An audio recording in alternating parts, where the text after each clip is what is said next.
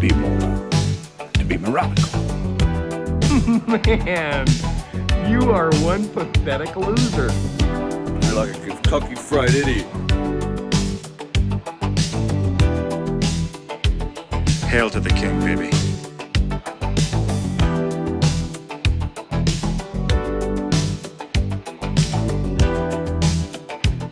Ladies and gentlemen, welcome to my underground lair.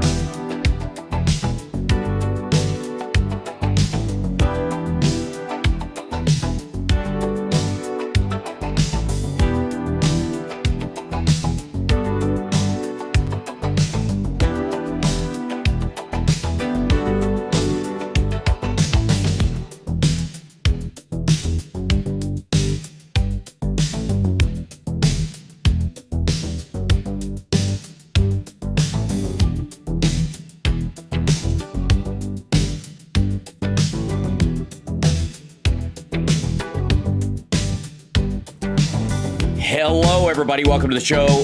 Good to see you this fine morning. It's Hal Sparks Mornings, Megaworldwide. It's Friday. I am live-ish from LA right now, so forgive the kind of lower res experience. And here to help me limp through it, if I may, is our dear friend Rob Glenn from Root Design in Chicago. And sorry, I'm also orange. I think it's reacting to the bluish of the light and overcompensating. But today, I mean, there are a lot of things we want to talk about. Obviously, there's a ton of news. My favorite, I think, news of the week, and I'll talk about this on the radio show tomorrow, is how Elon Musk and his Doge bags found some lineup where a reporter's daughter's working at an NGO, and he's working to support the cause that she believes in, and the USAID was funneling money to this guy's daughter who works at the... Turns out they're not related. It's not his daughter. There's a whole other, there's just a name overlap. And, last night I did a show with Brian Karam, and Rob, Rob and I talk about these issues, of AI and that kind of stuff. And I kind of ended the show with a kind of like, there's so much to unpack in the future of AI and all this kind of stuff that is coming upon us. And that was kind of like I dovetailed into what we were doing. But Brian was there, and then Jan Karam is a comedian I've been a fan of since the 80s, quite frankly. Like, I love Jan's act back in the day, and super funny. And she came to the show, and it was really nice to see her. I've met her like only a couple of times. She's kind of in Elaine Boozler's class of female comedians that was coming up about the same time with Roseanne and others, and she's like fantastic. They have the same last name. They're not related. Right? Like, it takes you about 8 seconds to figure that out, right? And you might even go, "Hey, are you guys?" And they'll go, "Nope." And that's the end of it. Apparently, that is beyond Grok. Apparently, that is beyond the capabilities of Elon Musk and his crowd. That if you share a last name with somebody, not only are you related, you're also colluding together. If any of you are doing anything we don't like, the rest of you with the same last name must be spending your every waking hour trying to subvert democracy and freedom by joining in whatever this is. So, yeah. So if your last name is Smith, look out. Yeah, exactly. Right. Yeah. And no doubt, obviously, all we got to do is look up somebody with the last name Musk that was convicted of some horrible crime a long time ago, and we can settle this once and for all. Now, I mean, in Musk's world, all you have to do is just make up the other Musk. Yeah, that's right. There doesn't actually need to be one. Right. That's an excellent point. And in the case of, let's see if I can bring up this whole thing. I want to show something. Yep, there we go. Hi, everybody. Sorry, I've been busy doing work stuff the last couple of weeks, but I'm back now and ready to talk AI. It's completely understandable. So let's see if I can hide this. I want to try something real quick. There's apparently a new thing in Ecamm. Let's see if it works. Boink. All right, let's do it. I'm trying it. No, see it? Oh, wait, there we go. Almost. What's the worst? Okay, hold. The worst that can happen is that it's a. Okay, I see. The worst that can happen is that it's a video and it auto plays. is the worst part of it. So never mind. I'll do it the old-fashioned way. And this would require a. See if I can find it. In the world of, here it is. Screen sharing. Is this it? Yeah, there it is. Okay. And I'll blow this up. Oh, mess it around a little bit. By the way, I left my beard on today to have so I could be with you. Oh, thank you. Yeah. Yes. Like I obviously, the next time I have a Nerd Halen show, it's got to go because it just doesn't fit character. But I figured in the interim, this is the longest stretch I've had where I can actually try this, and it takes me a really long time to grow any facial hair of merit. Just enough to where I end up shaving it. It is a mix of emotions between aw, damn, and finally. I hear you. Yes. Sometimes I'm lazy. That's why. Yeah, right. That's the only reason. Laziness just gives me a kind of a generally prickly feeling, but it doesn't actually show up anywhere. Yeah. Okay, so let me see if I can publish this over here, and boom, there we are. And I'll take us out of preview mode because it takes back to live mode. There we go. Is that it takes a lot of processing power that the thing just doesn't have in the period. But so what I wanted to show today was. We've seen a bunch of these launches, and Rob and I were talking right before the show. It's like, where is the messaging on AI right now? And it seems to be split between it's going to be the greatest thing that's ever happened, and everything's going to be fine, and it's going to be fixed and perfect, and it's going to make everybody's life better. And at the same time, is Skynet, Terminator, death and destruction. It'll automatically launch all the nuclear weapons and... right? At the same time, like we are there is, no matter what people are selling, even the people, in Musk's case, he vacillates between these 2 points in one conversation. If he's on Rogan, he'll talk about his AI and everyone else's AI in the same breath, interlapping with this will solve all the world's problems and this is going to kill us all. Like it, it's a mess. I would like to say that this is not like an Overton window problem, in my opinion. Okay. Because it actually could be both. Right. And the way that you use it appropriately so that it is really good doesn't take away from the fact that you still have to be careful with what it could do if you used it wrong. That's right. I find it fascinating in this, effectively it's maybe a marketing thing where they just want to titillate you, leaning back and forth between these extremes. And, we're sort of primed for that in the way that a lot of media and advertising happens these days. That's right. And I think there is obviously an issue with, the root of it is they don't know. The root of it is there are tremendous advances that are made, but they also don't understand the technology enough. So all this Tony Stark nonsense about him, he can't grasp what the thing does any more than anybody on the actual team does. But the reason I wanted to show this today is, normally we don't play videos like I do in the afternoon show on the morning show at all. But there was something that happened in the beginning of this that it hit me like a hammer, and it was so aggravating to hear him actually utter these words. But it's such a confession. So you're about to hear a confession from Elon Musk that confirms the reality that Rob and I have been talking about, and that I think should settle once and for all if this idea of Wile E. Coyote super genius that he is presenting to the world versus the reality of what he actually does at the companies that he owns, which I would argue is you need a cushion between fuck around and find out. And money is one of the ways you develop that cushion. Power and fear are another way. Like mobsters, godfathers can fuck around. They can screw up. But if they have enough enforcers on the street, that interrupts the find out phase. So there's a lot of distance between these. But the less resources and money and and distance you have from the ramifications of what you're doing, the less distance there is between fuck around and find out. And so he's always had, Elon Musk has always had a lot of cushion between his fuck around and his find out. And that is disappearing. And that's, I mean, look at the Tesla stock and you'll see what I mean. And it's, there'll be a bump and they'll try to salvage it. He's buying back some stock to try and fluff it a little bit right now, but it's not working. And it's because he's alienated their customer base. It's the dumbest business model you could possibly see. Democrats buy electric cars. Republicans hate them on principle.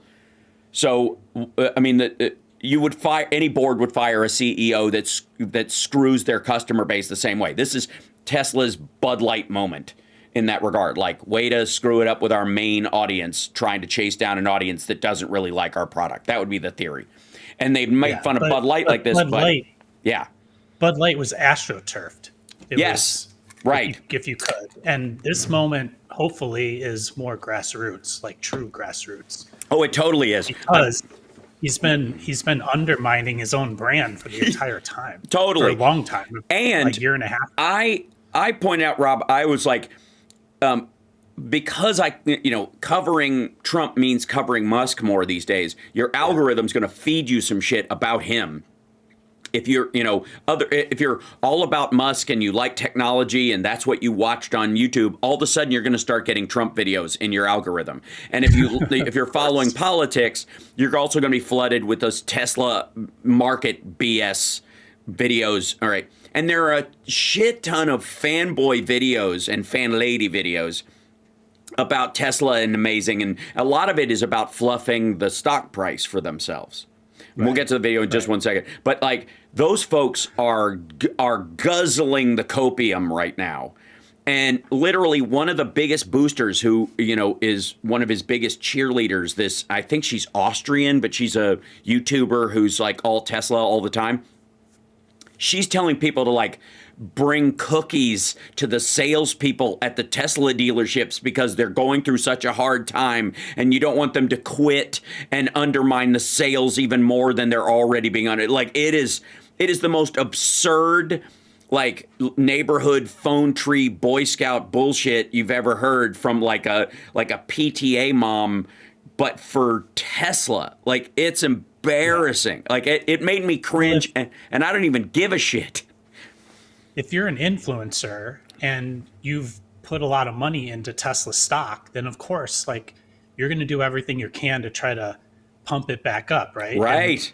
And the funny thing about this is that the thing that's happening is exactly what they've been accusing politicians of doing this entire time. Like, yes, they're like trying to influence their own pump and dump scheme.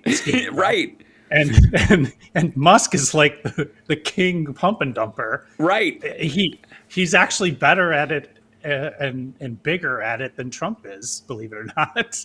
Right. Well, I mean, he has more access to actual companies. Trump's thing largely, and all of his pump and dumps never got off the ground. Right. Yeah, Musk has X, and X is like the effectively state media for pump and dump schemes. This is right. Yes, absolutely. So let me and again, like, there's all this stuff all over X and other places about like everybody's giving me side looks when I'm driving my Tesla all of a sudden and blah, blah. It's like, yeah, because your neighborhood you're surrounded by real people who used to view Tesla as a good electric car company, and now they're like, oh, this is just a front for subsidizing neo-Nazis. This is terrible. So everybody's doing that. So they go through this. They're talking about Grok on this video. And breaking, Tesla now has the smartest AI ever. Elon Grok's demo just stunned everyone. Okay, no, it did not. And if anything, it's a replay of the bullshit hype we saw around DeepSeek. It's almost like he went, wow, DeepSeek made such a splash. We'll just pretend like DeepSeek did. DeepSeek turned out to be bullshit. If you'll notice, you haven't really heard about DeepSeek. Like, it was supposed to eat everyone alive, and about 3 days later, it was like, okay, never mind. Yeah. And yeah. I was just going to say before you start, Musk is supposedly the richest man in the world, and the quality of this event is no better than yours and your Right. podcast here. Exactly. I would argue we mine make is this better. ourselves in our house. Yeah, I made little shadows around everything, and you and I aren't sitting in front of like a folding table with one laptop on it that's running on battery. That really, by the way, is. And this is the part that drives me. Well, I'm obviously not going to play this whole video because it's a big launch video. But let's be abundantly clear. The video behind them is supposedly showing what's on that laptop. Okay? That it's a presentation, and they're going to show you how it works. And they're going to do a live demo, just like OpenAI does in their cute little living room set that they created, which is fake, but at least they put some production value into it, right? And they're doing it in front of a little audience at work and whatever. This is just set up in a corner at I think at a Tesla factory or something like that, in one of the empty offices, whatever, where he's fired everyone and just uses the space for this now. But that laptop is allegedly showing what's on the screen behind him. Now, they do demos in this of programming and the things it can do. It's all pre-recorded. It's obvious. They do this like, it might not work, blah, blah, blah. You can tell they're bullshitting. Because that's OpenAI really does do it live, and they do have problems because it's not quite there yet, so they limp through this.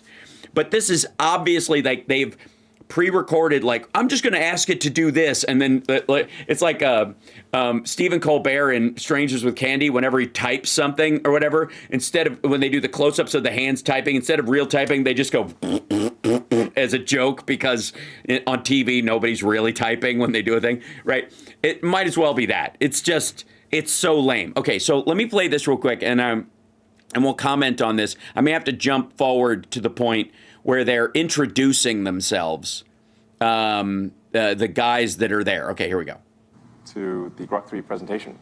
So the mission of XAI and Grok is to understand the universe. We want to understand the nature of the universe so we can figure out what's going on, where are the aliens, what's the meaning of... He goes, okay, we're gonna understand the nature of the universe, find where are the aliens, but like, it's just, I mean, this whole presentation is so baked. How does the universe end? How did it start? All these fundamental questions. We're driven by curiosity about the nature of the universe, and that's also what causes us to be a maximally truth-seeking AI. And that was the other thing, a maximally truth-seeking AI. We now know, by the way, after this launch, that there is a line in its instructions that says it is to disregard any news stories that say Musk and Trump are involved in misinformation. It is, Grok 3 is directed on purpose to ignore any bad news about its founder and any shit talking about its founder. So maximally truth-seeking is just nonsense. Like, again, this is all sales. That truth is sometimes at odds with what is politically correct. In order to understand the nature of the universe, you must absolutely rigorously pursue truth, or you will not understand the universe. You will be suffering from some amount of delusion or error. That is our goal, figure out what's going on. And we're very excited to present Grok 3, which is... Sorry, I don't know why it's choppy and driving me I crazy. think an order of magnitude more capable than Grok 2 in a very short period of time. And that's thanks to the hard work of an incredible team. And I'm honored to work with such a great team. And of course, we'd love to have some of the smartest humans out there join our team. Oh, by the way, this is his like really lame attempt to try and hire away engineers from OpenAI and other companies during this. Let's go. All right. So he goes, I just show up. Oh, yeah, here you go. So engineering at XAI. So this is the part where they go through and everybody on the panel says who they are and what they actually do. Now, I'm fairly certain the guy on the white dude on the other side, opposite Musk, is Russian, and then there's two Chinese dudes, and you'll see, like, which is just so telling about where Trump and Musk have all their eggs in one basket. Right. So, and because DEI, Leading right? research. I'm Tony, working on the reasoning team. All right, Elon, I don't do anything. I just show up occasionally. that's it. That's it. Look at him. I'm Elon. I don't do anything. I just show up occasionally, which is the most honest and forthright thing this dickhead has said in years.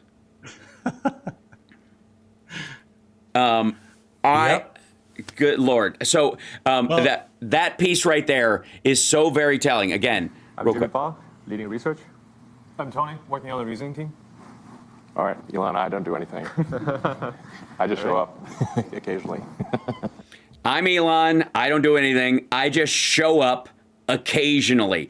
This guy is not, again, this is true of all of his companies. This is true of SpaceX. This is true of Tesla. This is true of the idea that he sleeps on the floor at the Tesla factory. At this point, I think he's just there to because he's afraid to leave, because if anybody asks him what's going on there, he won't even understand or comprehend it enough to be able to explain it to anybody. So he can just say he spent the night there, and that just automatically triggers this idea that he must be so involved in every aspect of this. Rob, when I saw this video, when I was watching this launch, I knew the Grok, this was obviously them trying to create a mock-up of DeepSeek, right? Yeah. And try to steal some of that thunder. But at the same time, I was like, Jesus Christ, this is so, it gave away the game. It really did. This is the essence of Elon Musk. Yeah. He's first of all, he's the king of overpromise, underdeliver. So to even start out and claim that the purpose of Grok truth seeking is just silly with all the X stuff that's going on, but also to say that it's to understand the universe. Yeah. Nobody else is considering AI as being a thing which will help us understand the universe better. That's ridiculous. Nobody else is saying that.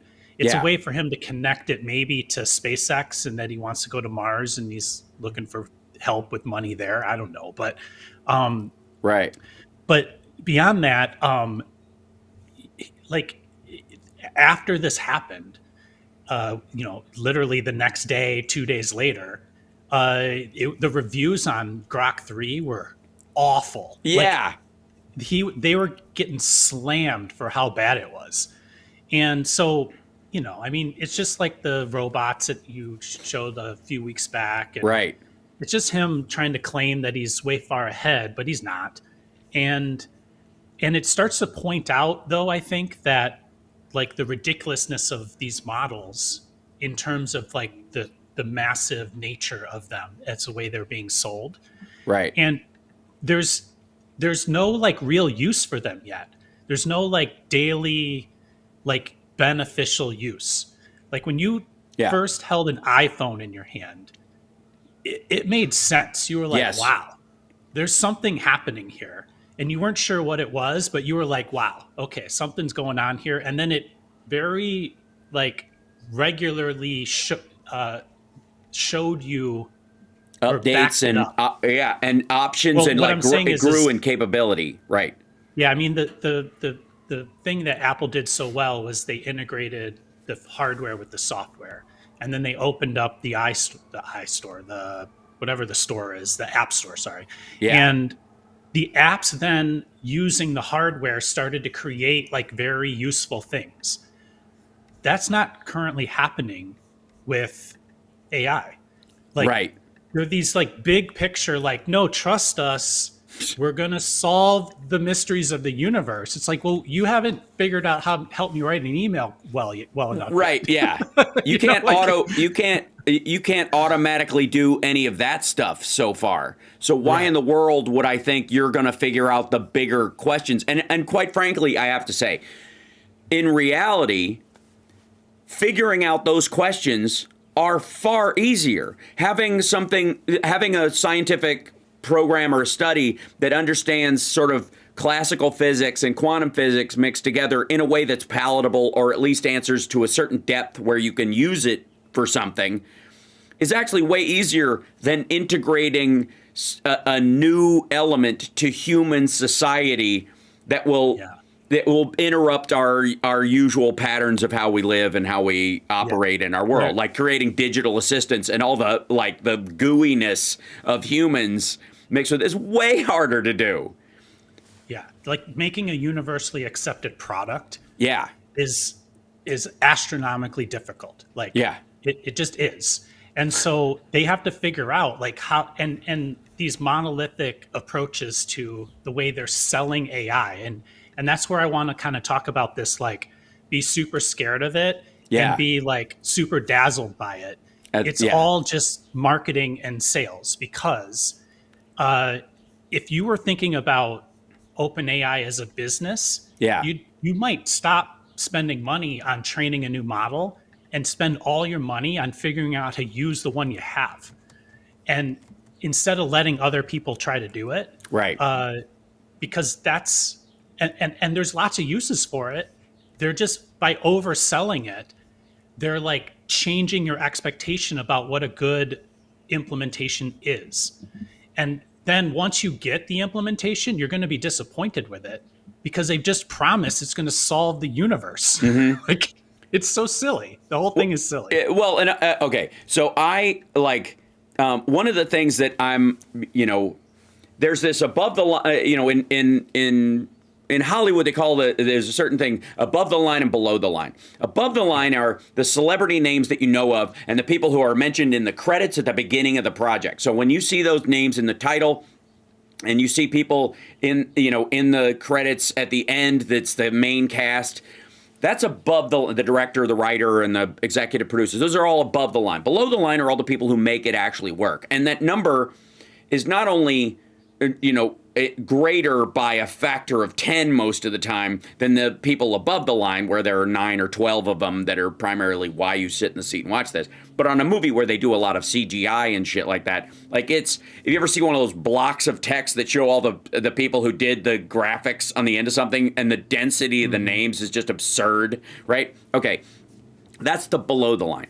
And that's where, when it comes especially to a very futuristic movie or something that shows something that doesn't currently exist yet, that's where a lot of the work is being done. Not to dissuade the fact that, believe me, it's way harder to act on a green screen set talking to somebody who has a tennis ball attached to their forehead on a coat hanger that you have to pretend is their actual eyeball because they're a space gnome and stuff. Way harder than a Meryl Streep movie ever would be. No slam on classical acting, but by comparison, staring at a dinosaur that isn't there and bringing a tear to your eye is the greatest level of acting that exists, as opposed to a perfect set that's designed to make you feel you're really in the environment, and you can walk around staying in character for 3 months and nobody gives you shit about it.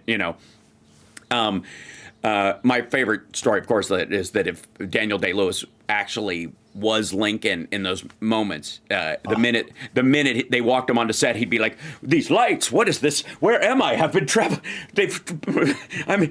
What year is this? How long have I been out?" Critique of method acting. Yes, it's stupid. It's ridiculous. Like, please, why not try acting, dear boy? So, but the below the line part is where a lot of, those cases, the magic happens. So you justify the great acting that happens when somebody's just on a green screen set and you go, oh, wow, you mix that. This is true artistry. Okay. And in a lot of ways, the below the line AI stuff, and I'll show you kind of what I mean. While everyone is focused on chatbots and the like, one of the things that I would argue is the below the line part of it is this stuff. This is like an ancient RNA guided system could simplify delivery of gene editing therapies. The programmable proteins are gone. Okay, they only know this now, and they're only able to use this now in the creation of medicines and therapies, and curing things like everything from MS to muscular dystrophy to ALS and all these things. They're getting closer to a cure for those kind of diseases because AI can picture and hold in its mental capacity the ways proteins fold in a way that just a human brain can't. And a bunch of people sitting around, they might be able to work it out amongst themselves, but communicating it to each other is a near impossibility. I have a concept about one part of this, you have a concept about one part of this, and we're both right about it, but we're both fixated on that part of it, and we can't share them in a way that's meaningful.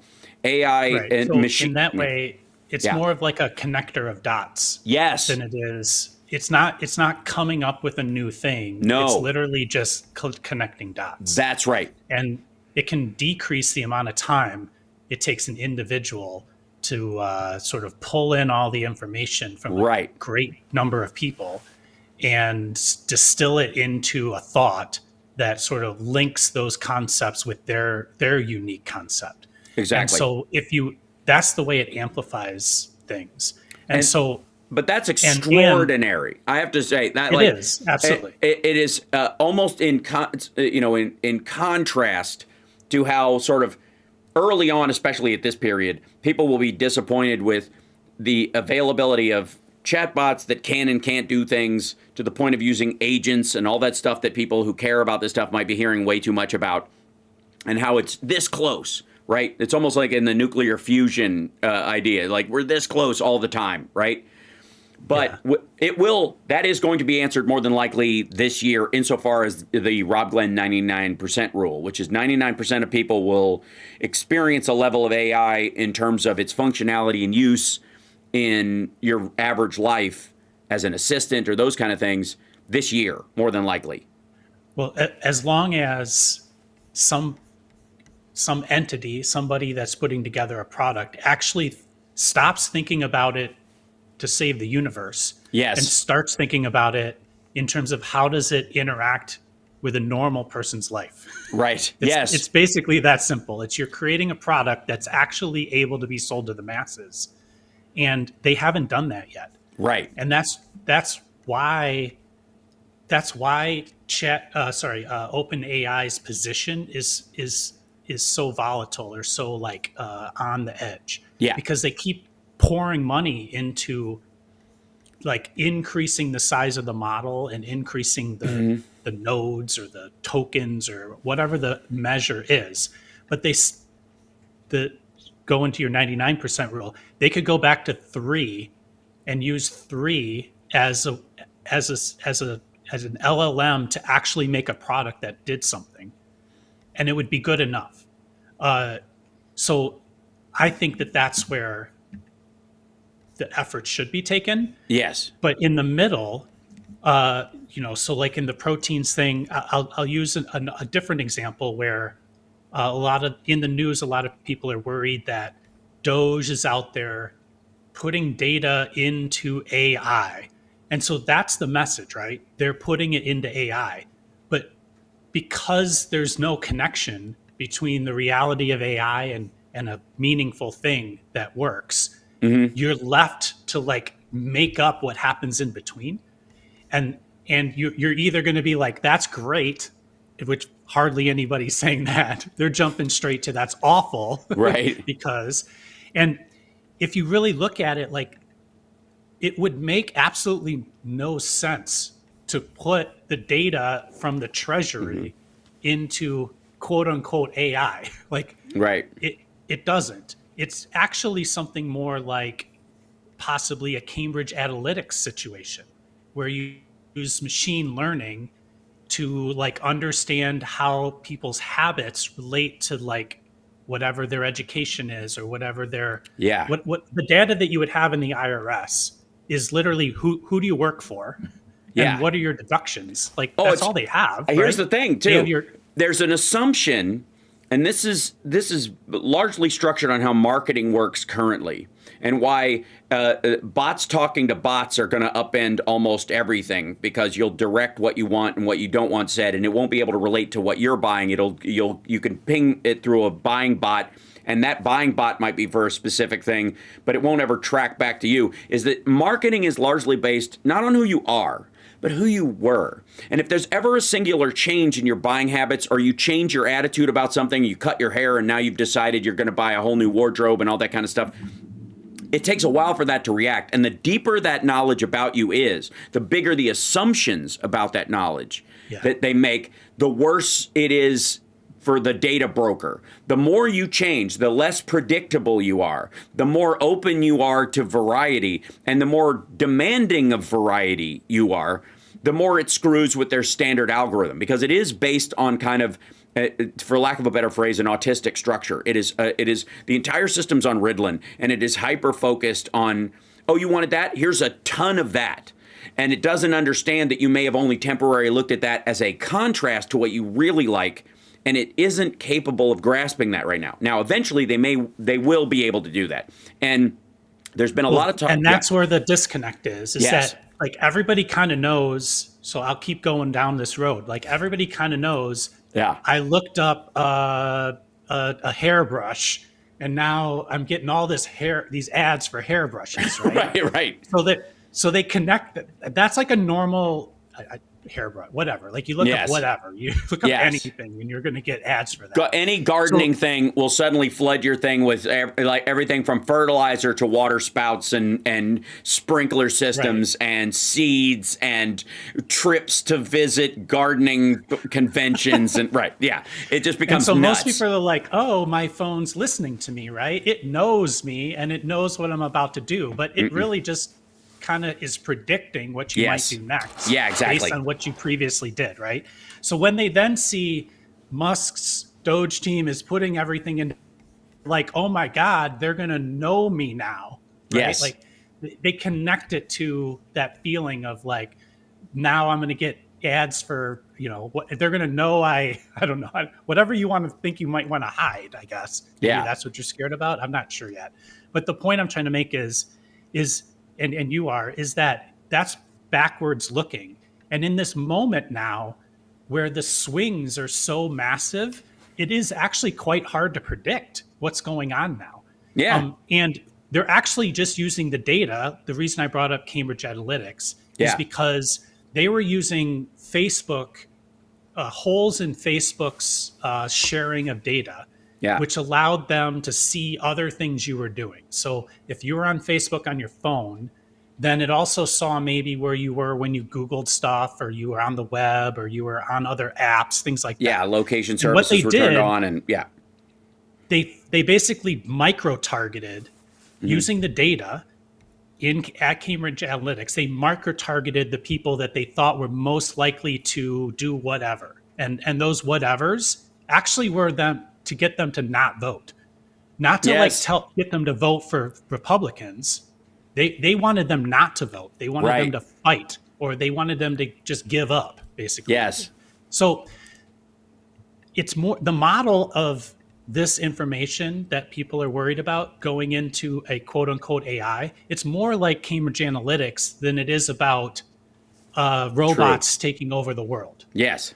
A So lot of that stuff doesn't need AI. Like there was no AI when Cambridge Analytica did it. It was machine learning.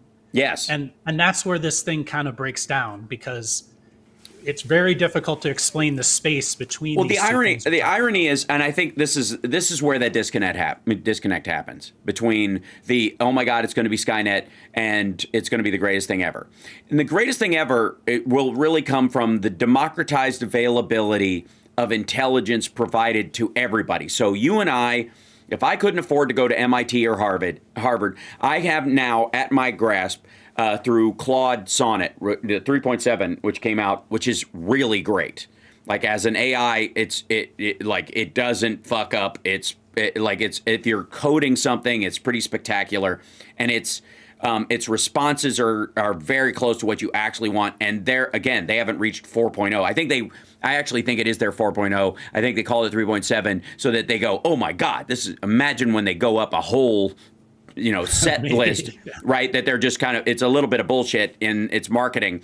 Literally down, they're looking at Musk and he's over promising and under delivering. Claude and Anthropic are under promising and over delivering because it's really impressive. Which is a better place to be. Absolutely, especially in this situation, because at some point there's going to be a giant leap forward. But my point is that in the democratization that AI will create, in that it will create medical solutions that will be available to all of us, that's very good. It's not because one big company is doing it that the Pfizer AI kicks ass. It'll be that smaller startups and smaller divisions within Pfizer and Moderna and AstraZeneca and all these pharmaceutical companies will go, okay, we don't have to spend. We've been ignoring all these diseases that are very narrow and only affect a small unit of the population, because there's no way we can justify the expense, and we don't know if we're actually going to be able to cure it in the first place. So we could throw billions of dollars after this, and never actually do it. But now with protein folding AIs and those kind of things, where they can virtualize this entire process, the cost of doing that shrinks immeasurably. So they can afford to try.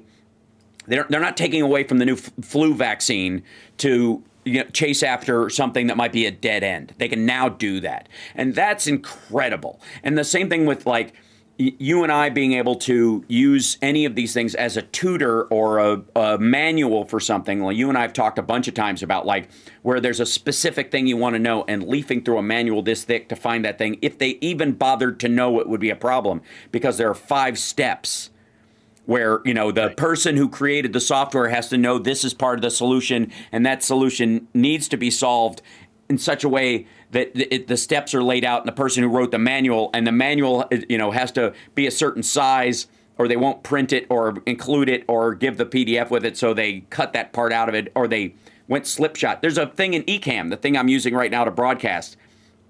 There's a section of it where I've been like, I need to use this for radio tomorrow, but I need to bring in WCPT, but they don't have a camera. I've just got to bring in their audio, okay? There's a way to do that now. They fixed it. But they didn't add it to the manual as a thing like, hey, this is a thing you can do. It's literally one sentence in the guest thing, and if you peruse through it, you wouldn't even know by the chapter headings where the fuck this is. But I was able to ask ChatGPT, like, hey, is this possible yet? And if so, how? And it just went straight to it. That is the utopian version. The dystopian is this idea where one company will control the super AI that we all have to kind of bow down to, and it will be so far ahead of everyone else that everyone will be chasing this factor. But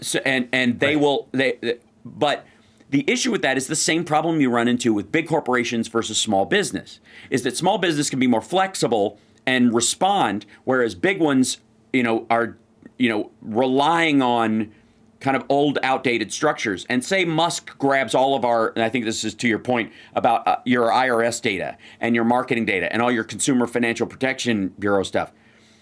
Well, he's got everything up to this point, and he can predict but not the future. And he can predict a certain amount of it, but the economics of AI in the future that is going to change over the next 5 years is just as drastically different as pre-internet economies, before Amazon, before eBay, before Alibaba even, or, the ability to just, Etsy or whatever, to buy and sell things on there, or be able to even look at your bank stuff on your phone.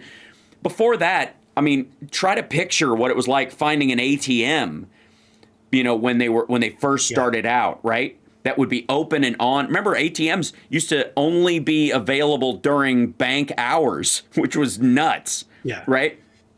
And so I was just going to say, I think we should take our eye off of the idea of like they're pumping everything into AI, excuse me, and look more at what is the recurring revenue he can take away from this spot. Right. And the recurring revenue there, he's making it very clear and obvious. The first one that he started to talk about was, I think, is transaction fees. Yes. So the original purpose of X, the company X, which was effectively like, I don't know how you say it, like partnered with PayPal.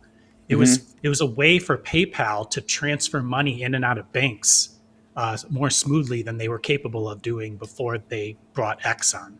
Right. So it had more to do with like connecting PayPal to an ACH system than it did, what PayPal was already PayPal. It was sort of the payment system that then eBay bought so that you could do a kind of sort of peer-to-peer transactions. Yes. So the point I'm trying to make is when X and PayPal came together, they were effectively becoming a credit card gateway, meaning like Visa charges for every transaction that goes through a Visa card, and the same with MasterCard. Yep. So that's definitely a big reason why he would want to have full access to the government's transactions, the actual payment system, because he wants to say, hey, look, the government is so broke.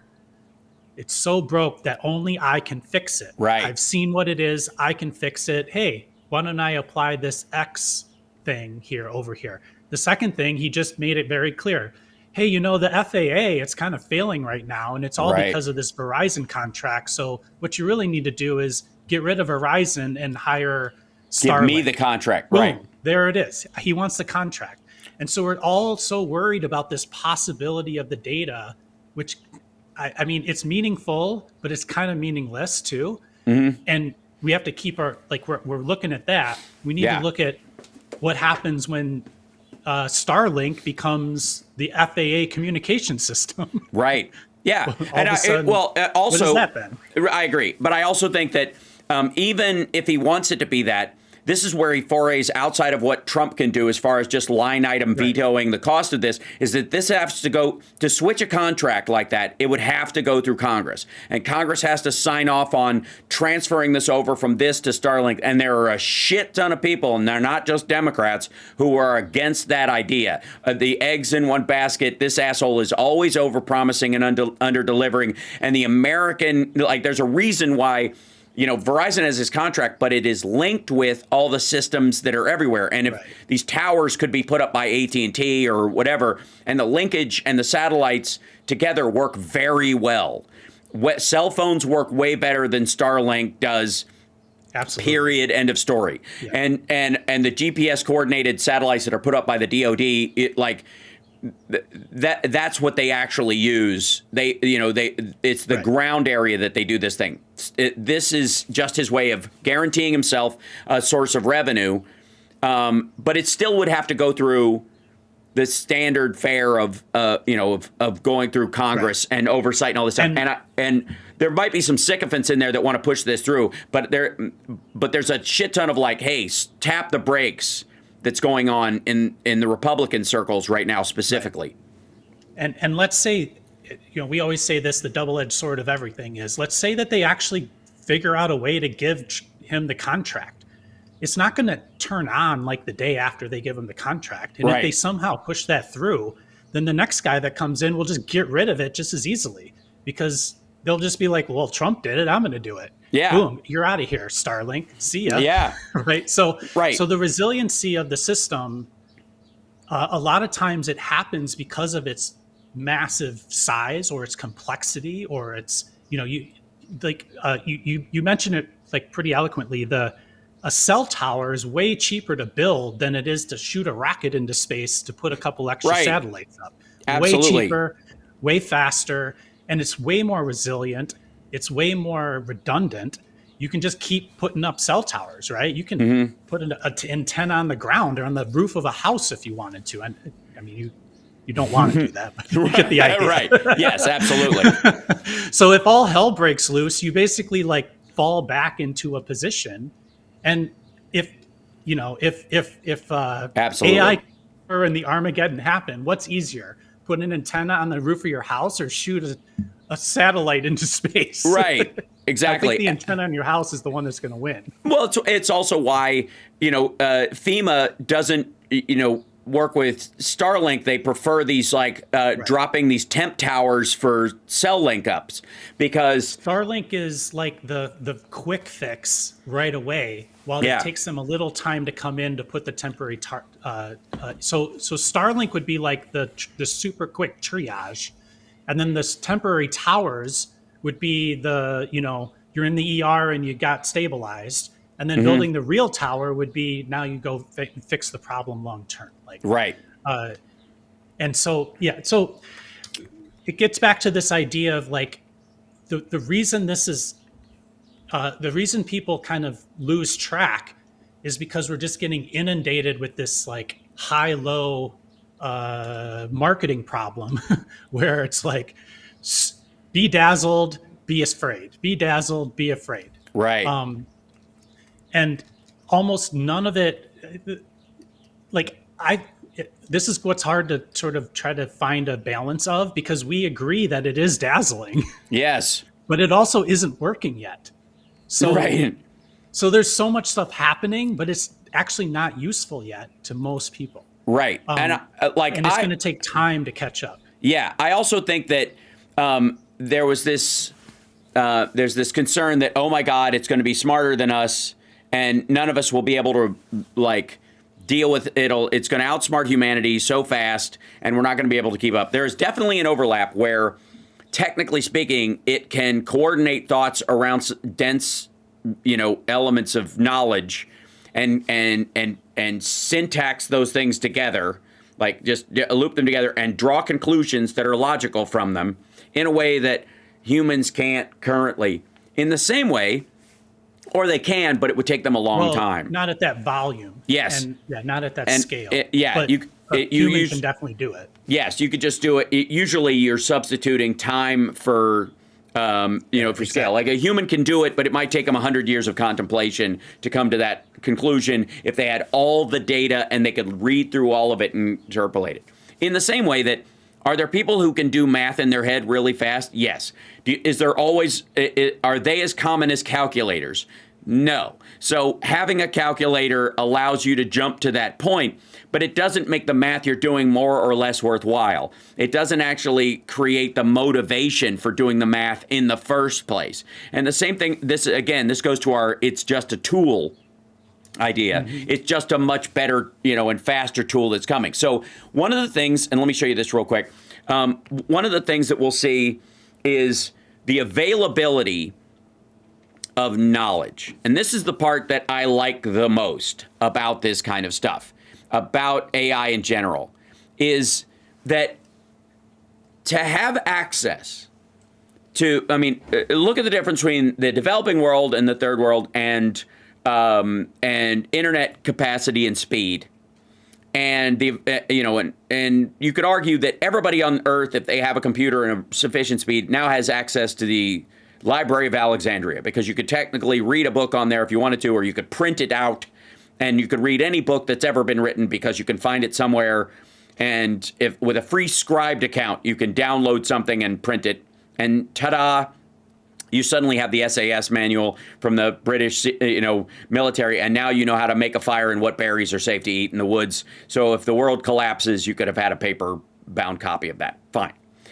But it's still one step away from, you still have to incorporate that knowledge, and it has to be, you have had to thought ahead to get that stuff. I need to know I needed this ahead of time to have access to it.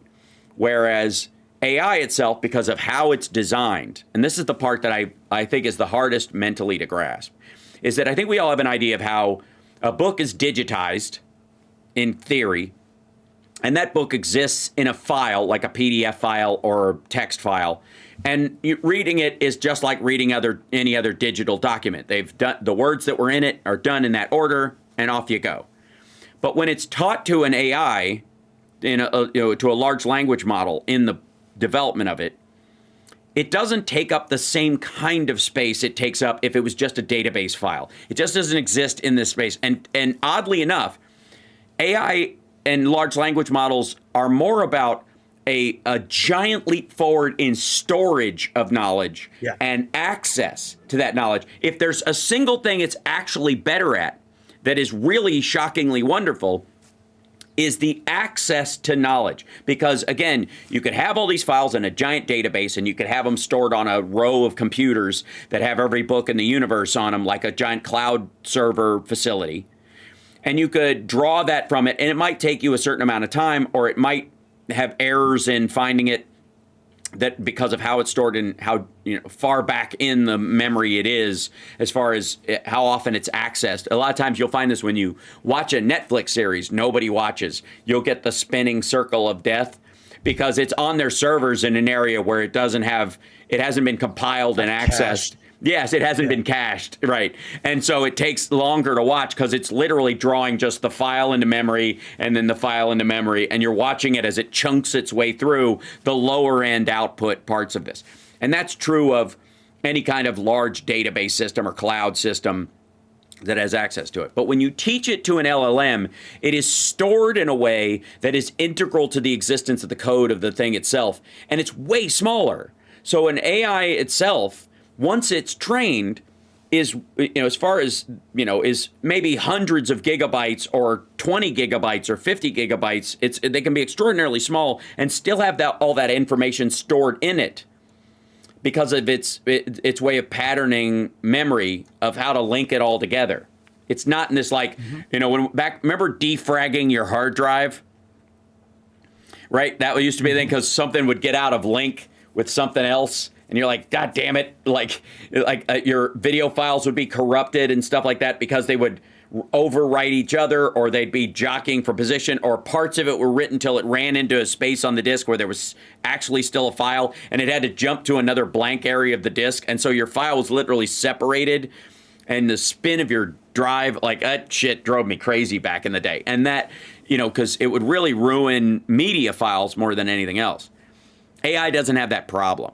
And I combined with this story, which I think is what I'm so bullish about, and you and I, like you said, it's kind of the manual for everything, is one of the things that it's really good at, is that there has been a hierarchical way that structures work inside a company or inside an organization of any sort, where the person at the top has been there the longest and they know the most about stuff.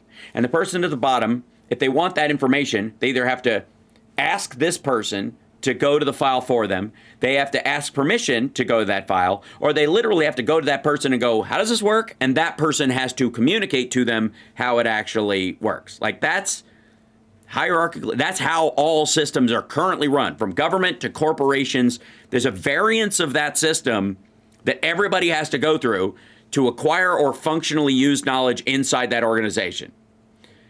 That's no longer necessary because of how large language models, and I'm very careful, Rob, because I know your issue with AI is my same issue, that I think it should be called synthetic intelligence, but that's another conversation for another time. But large language models, because of how they're trained, you don't need those steps anymore.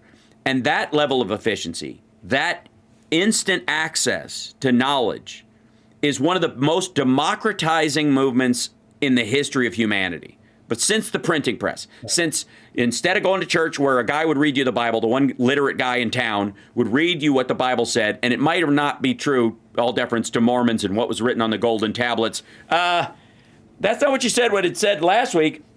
Oh, the words shift on the tablet. I see. That shit. But gone are those days when the trust me, bro, access to scriptures. That is... Yeah, go ahead. Well, I was going to say a lot of this comes from, so I can comment about a lot of the stuff you just said. So yeah.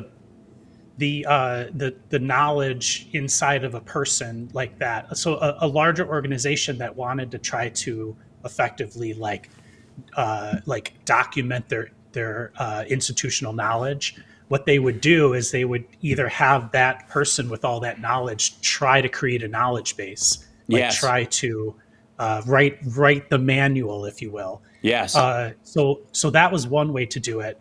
Another way would be to have someone go interview that person. So the people that talked with him or her, they would write the manual. Well, if an organization has a bunch of manuals, one way to accomplish this thing you're talking about is to have an LLM basically like teach the LLM the manuals, if you will. And then all of a sudden now you can ask a chat bot about the documentation, not the person, right? Yes. Well, this is where the LLM maybe even goes beyond that, which is kind of cool. And that would be that let's say that the manual was never written. And instead you could train the LLM on that person's communication inside the company. Mm-hmm. And then you already have that with it would ascertain the information based on patterns in their communication. Mm-hmm. It would ascertain the information that would have been in the manual, and then you basically skipped making the manual by simply having it learn from the source, if you will. Yes. And it can also, and that's really amazing. And it can also you could literally train it on any data you have on the buying habits of, let's say it's a piece of musical gear is my one big thing on this, because I always feel ashamed at how I get, if I have a guitar pedal set up, I know it's got all these ports on the back of it, and I know I'm not using them all. I end up using it in a rudimentary way, and I'm going, I got this because it has the ability to do this and this, but the complexity of figuring out how to do that in a way that's musical and works with me is an annoying step that most people don't go past. And in the process of making this, there's all these forums online where like, hey, I wish this could do this. And you'll find 10 other people go, oh, you can. Here's how you do it. You patch this to this. And now you can create a situation where, let's say the previous iteration of that pedal or that setup has all that information where people are like, this was our workaround and this kind of thing. When you make the new one, you're working with an AI coding partner in this thing that goes, oh, by the way, everybody loved this one feature. Everybody tried to get this feature to work. We need to simplify this, and we'll create a explanation of it in the manual if they choose to read it that way, or in the AI that comes along with it that goes, hey, congratulations, like the YouTube videos that you can watch now. That's the next step. Right now you can watch almost every piece of gear you buy has a congratulations, you just bought this, or how to assemble it or put it together, or right? And 3D printers, like that's the one big leap forward that I really loved, was that now when you get one, they have a YouTube page and you go to their channel and you could watch a video how to build it and use it, and it takes the steps out. You might be fine, but it helps you get there. Now that will be incorporated into the next generation of whatever it is, so that they don't even have to go through this process again. And it might even generate a new video for you, that in this adaptive AI video situation where you don't have to have somebody from the office go, hi, I'm Glenn from tech, and today we're going to show you how uncomfortable I am in front of a camera. As plugging the device in is as simple as this, whatever, which are really awful to watch and waste a lot of time. There will be an AI version of that. And that availability is an extraordinary leap forward. Now, so this was what I was go ahead. I was going to say then, if you keep going down that road, like I think one of the faulty parts about our understanding of this is that because we've anthropomorphized AI, we expect it to be right, and it actually maybe can't be right all the time. Yeah. And so we see that as it's fallible. Like it should, because we've said, oh, it's gonna solve the problems of the universe, right, as Musk said. Fuck. Like we think it's a god, and it's not. It's just a piece of program. It's a program that or a piece of software that is going to get it wrong. But what we miss is that in the way that you access information and the way that you learn, there is a process by which you take in information and you then apply it yourself. And in the application of that information, you start to learn where it was right and where it was wrong. Right. And so sometimes the times when it's wrong is when you learn the most, right? Yes. But the point I'm trying to make is that if we stopped assuming, if we stopped measuring it by whether it was right or wrong, and started measuring by how well it summarizes information, so that you can get to the end quicker, then we would measure it by we'd have a different measure of it. Right. And I actually find it the most useful in probing information that I don't know about. Yes. Because most of the time you need to know the jargon inside of specific genres or domains of information. You need to know the jargon to access the information. Yes. And what LLMs are really good at is you can get close enough, and then it'll tell you what the jargon is. It'll talk back to you in the jargon if you tell it to focus on that. And then once you learn the jargon, that's when you can dive deeper and learn more. So a lot of this stuff is just, it's expectation versus reality. Right. And we're grading it based on what we've known in the past, and then what we've been sold that it's going to be. Yeah. And that's unfair to it as I'm not trying to say there's fairness involved in this, but you get the idea. Yes, it's absolutely. Unfair to ourselves. So this is where I I have been incorporating this into my the idea of being able to talk to a bill is an extraordinary. Yeah. Before you even get to talk to it, Yeah. like so everybody knows that you and I've been helping you work on the bot Yes. bill. Yes. And neither of us have ever written any legislation. Yeah. So the first part of this is you very quickly got to like a outline, like a textual outline of what Right. it should say. And there was like a level of competence inside of that thing Yes. that was way beyond what you would have been capable of doing, because again, you didn't enter the jargon of a bill. Yes. But when you asked it to basically start, you got the structure. But it didn't end there. Correct. It continued on to like, well, now I'm going to evaluate it what it gave me, and now I'm going to start, making it better or making it more detailed or answering questions. So it takes a process of using this technology to establish then maybe a more robust bill, maybe. Yes. And then once you have that, then you can get to this, like you say, which is converse with it. Yeah. Yeah. And like I said, this is the democratization of knowledge and the democratization of developmental skill, be it coding or an understanding of kind of, a difficult subject without having to like call an expert specifically, find a human being who understands this, right. Which is, again, I can't stress enough the impossibility of that for the average person.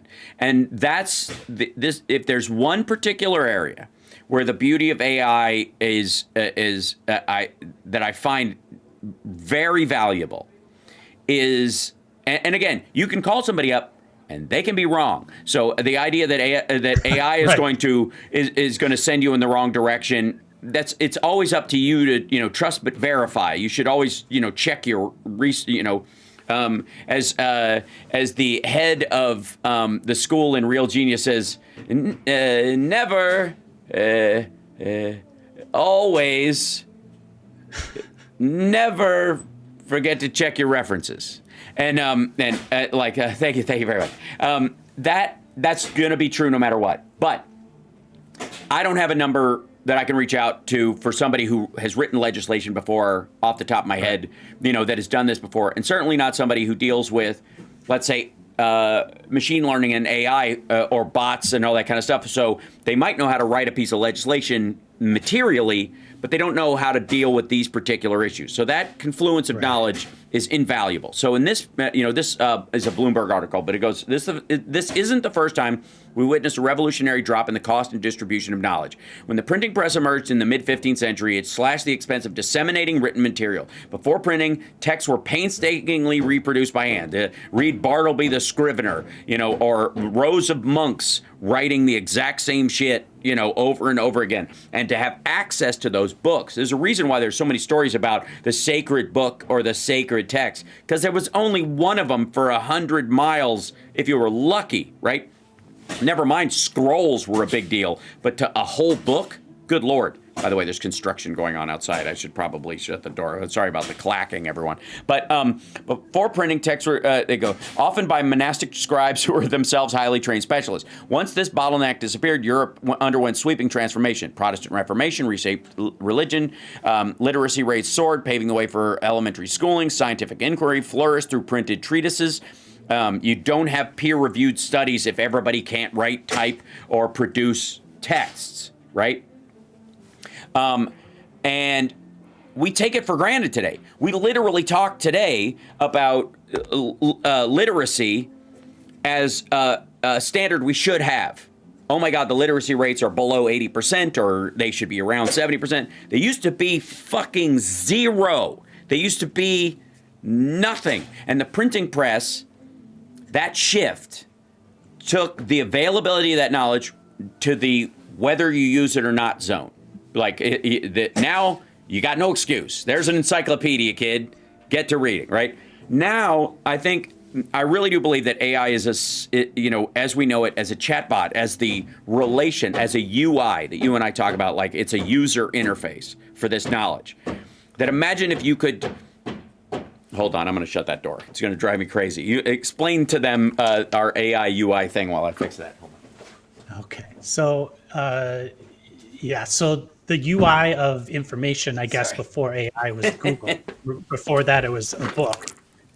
You would go find a book in the library and you would read the book, right? So then Google came along and they were like, we're going to digitize all the books. Yep. So the UI of information then became the Google website, which is a single text input with Google's logo above it. And you type in stuff and you started to learn how to access the information by using keywords or using questions or sentences, things like that. And so that UI required you, in that case, to, like I was talking about jargon before, if you wanted to know about a specific kind of thing, you would need to use the right words to find it. Yes. And maybe what AI does, or LLMs really. So what LLMs do is they kind of put another layer over the top of a Google search, if you will. And also, so it's both the hardware technology, I guess you'd say, of it's not necessarily a database of information. Like Google literally has a database with a copy of every picture and website on it, if you will. They're trying to cache the web. Whereas an AI or an LLM doesn't have that. It's sort of a self-contained thing. Right. But what it can do is it can translate your meaning into the jargon needed to go search for it, if that makes any sense. Yeah. So if you kind of get kind of sort of close, or if you explain it multiple ways, literally by sort of conversationally speaking to it, it's like a more powerful Google search in the sense that it's going to connect your meaning to the meaning you maybe didn't have the jargon for. And then it's going to give you almost like a summarized information or a summarized response to give you that information. Right. And your access to that stuff, again, increases with every iteration of this, of the technology.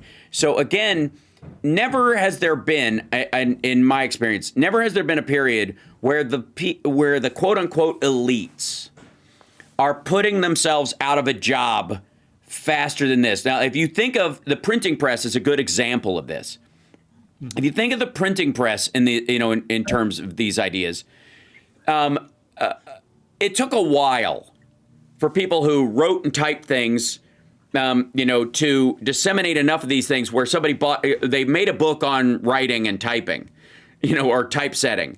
So you could get a book on typesetting, and then somebody was like, oh, okay, this is how I can make a typesetter myself. And therefore, the expansion of the printing press and the technology of it grows beyond just the one guy who has one, okay?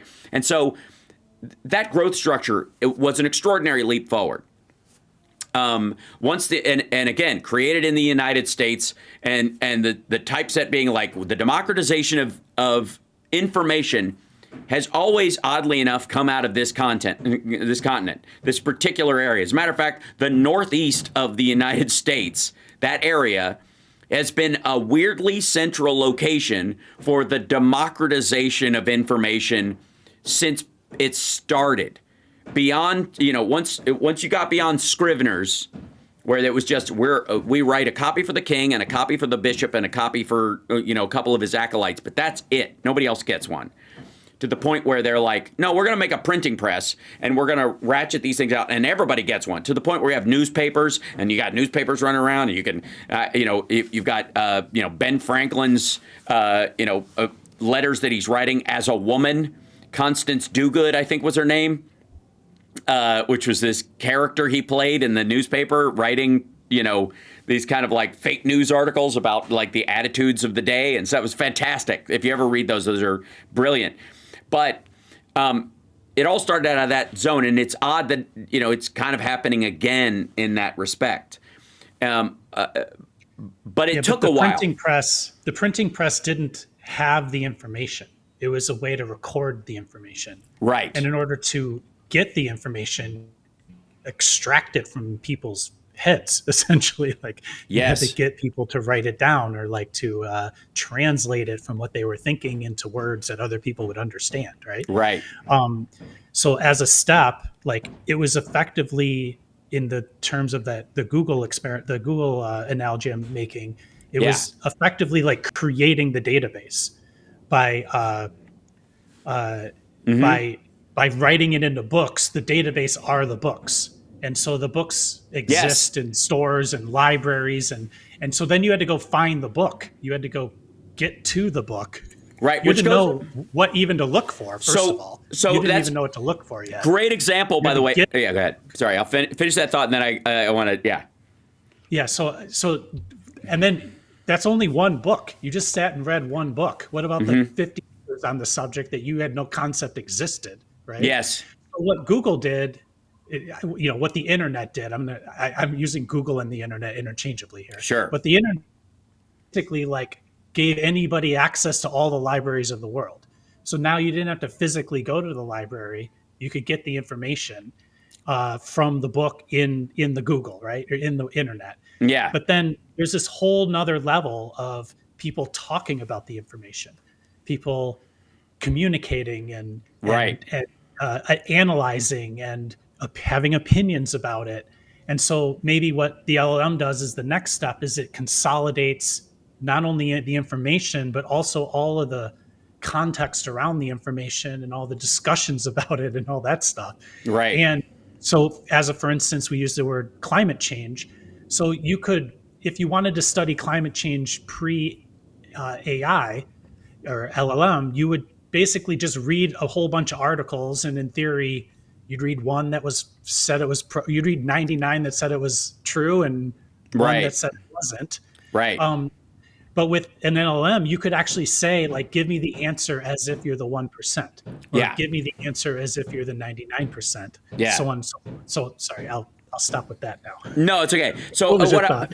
my thought is that in our conversation about quantum computers last time, and my my kind of analogy, I was speaking about this. You couldn't be on last week, and so there was this big announced leap forward in quantum computers, and the big fear from everybody is the end of privacy and cryptography, blah, blah, blah.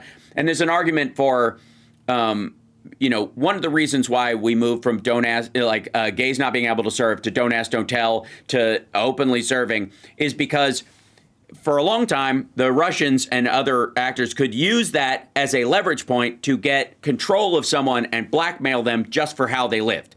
And so that privacy only became necessary. You only had to keep the fact that you were gay private, not because of even social discrimination, but because you'd lose your job, and therefore somebody had control over you that you could be kicked out, lose your benefits, you'd be ostracized, all those kind of things. So by moving to a don't ask, don't tell, and then an openly serving thing, you don't just do that for the people that are gay, that are serving, that care and allow them to do this, but you also create a situation where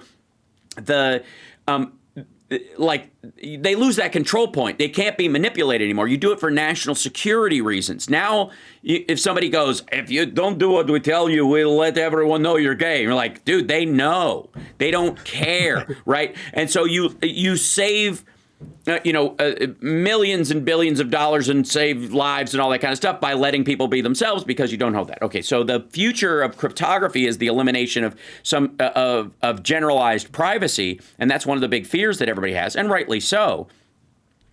But at a certain point, if AI suddenly has access to all of our private information and nobody's secrets are safe anymore, most of us won't have a choice but to live in a much more open society about who we are, right? You won't be able to hide, your freak flag will be flown for you, if anything. Yeah. But like, I want to like kind of disconnect, like that's not AI stealing it necessarily. No. It's a combination of individuals allowing access to it in exchange for, let's say, the use of your phone or something like that, or the use of a service. Even beyond that, quantum. The point I was trying to make is that the cryptography aspect. This isn't even AI. This is the fact that you'll be able to decrypt everything. So everything you're gathering right now, countries all over the world are gathering encrypted data and just storing it. They can't break into it. But the idea is that once they have a quantum chip worth of goddamn and it's available to them, then they'll be able to break into it and they'll find out all this stuff in retrospect. So everything that they have, they can just, they used to be like, well, we can't store all this data. We don't have enough room for it.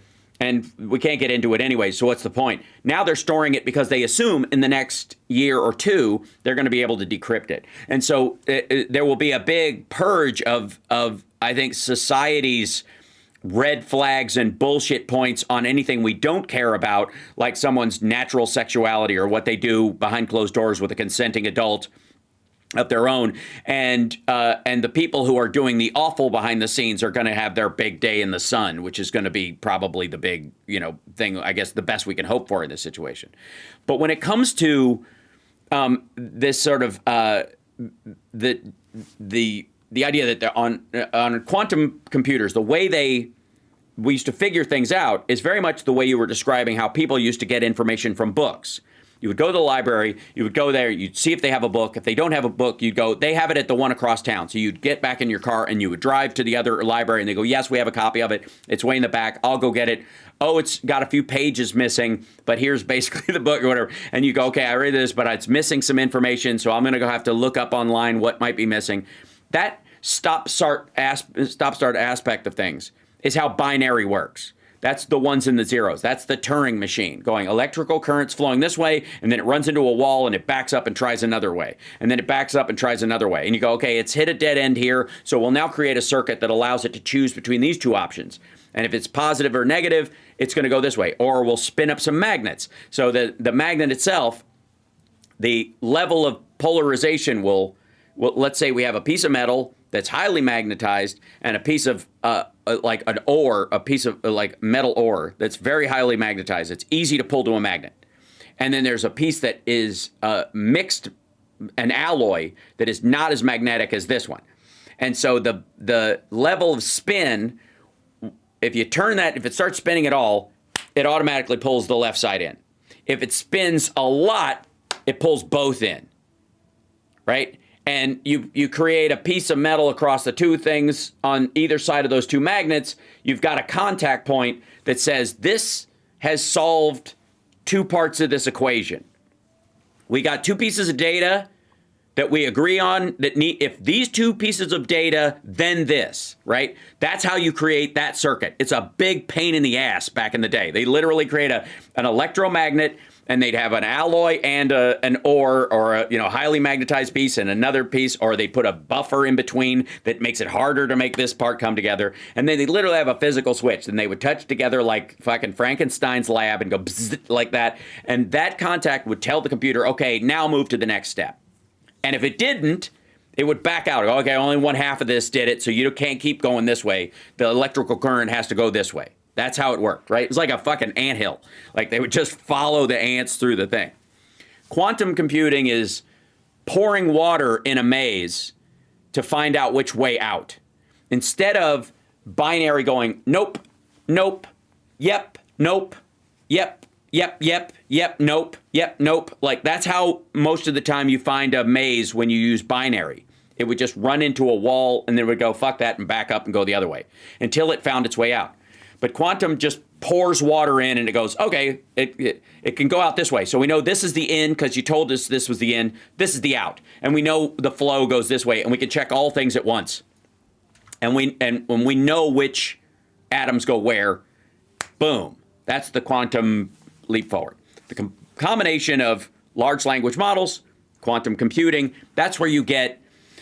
They give us the code for transparent aluminum, and human beings start the singularity and crisscrossing and all this stuff. And the quantum step forward that was what would be the light bulb moment happened about 5 weeks ago, and it became a news story about 2 weeks ago. And in electricity, there was, oh shit, lightning sets trees on fire. So if lightning sets that tree on fire, we can either go to it and get fire from it. We can take some of the branches that are on fire and build our own fire and keep the fire until we figure out how to make fire on our own. Or if you feel like a prickly sensation, bend over and let the lightning strike your ass instead of your head, and you'll live. Like that's the simple aspect of humans. And then eventually Ben Franklin, his kite, the key, it'll travel down a line from one thing to the other to find, to make that connection. It seeks out connector points, right? That's a huge step forward. Then long after that, Edison turns it into a light bulb, right? Which is a bad circuit that's allowed to develop heat and light from it. Very inefficient, but compared to kerosene, great idea. Quantum computing and AI had a light bulb moment. ChatGPT would be the light bulb moment for artificial intelligence and large language models. That's the point where they reached a functional point, but not available to the masses yet. And the same thing is true of quantum computing. The two of those things together, though, are going to take us from light bulb to laser in a much more truncated time. If that makes sense. So I think quantum computing, it's important to understand that it's like not useful for a lot of simple things. Like it's actually more efficient to use a traditional processor for a lot of things. Mm-hmm. It's better for bigger problems. Right. So again, like there's not like it's important to not get scared of it or overthink its impact on your life on a daily basis. Mm-hmm. Kind of like AI, like a lot of the stuff that they're trying to sell it to do are sort of beyond the normal everyday life. There's sort of bigger issues, bigger problems that maybe people work on. Mm-hmm. It's 12:30. I just want to so people are like very in the chat are very talking a lot about Trump and Vance and Zelensky in the White House. Yeah. And probably a bad thing or probably a big crazy thing. Well, no, I mean, they're meeting today and I guess they had a whole blow up. I'm sure you'll cover it tonight. Yes, right? I will. Yeah. You're going to be on tonight. Yeah. So, I mean, Trump's a show. So yeah, just give it a little time. And I mean, I'm sure he was crazy and he was silly. We haven't seen it, but the whole thing's a show. Yeah. And just because Trump says something doesn't mean Ukraine's going to do it or Zelensky's going to do it. And I mean, the big thing that's happening, I think, is that Europe is basically starting to assume that they can't count it on America at all or U.S. at all. And they're going to start taking care of their own business, more or less. I mean, they're going to have to. And so is Ukraine. Yeah. Well, people are saying Trump and Vance were yelling at Zelensky. And this is here. I'll show everybody what we're talking. He's a war president. I mean, what Trump and So- Vance yelling at him? He's been invaded by Russia. Yeah, exactly. I don't think he's got a lot to worry about from them in that regard. This would be here you go. This is what just happened. Apparently, You went to Pennsylvania and campaigned for the opposition in October. Offer some words of appreciation for the United States of America and the president who's trying to save your country. Please, you think that if you will speak very loudly about the war in He's not speaking loudly. He's not speaking loudly. Your country is in big trouble. Can I answer? No, you've done a lot of talking. Your country is in big trouble. I know. You're not winning. You're not winning this. You have a damn good chance of coming out okay because of us. Mr. President, we are staying in our country, staying strong from the very beginning of the war. We've been alone, and we are thankful. I said thanks You haven't in been this alone. cabinet, You and haven't not been only in alone. this cabinet. We gave you, through I this said stupid president, $350 billion. You we voted gave for you your military president. equipment, You and you voted for never your bring. This is so fucking lame. It's so It's so great though. lame. It's so lame, and it's such Here's the issue: all the senators, with the exception of like two, on the Republican side, want to support Ukraine and all this, and they're not backing them up behind closed doors. So this is overflowing into the public because both Vance and Trump don't answer to those folks. They answer to either Putin or to Peter Thiel or whoever their Musk or their fixation about this or their ignorance about it themselves. And so they all are having that's why this is blowing up, because if you had a point of strength, you wouldn't feel the need to have this kind of shouting match. You just wouldn't. If Zelensky or if Ukraine was losing, then why is Russia wanting peace? Yeah, right.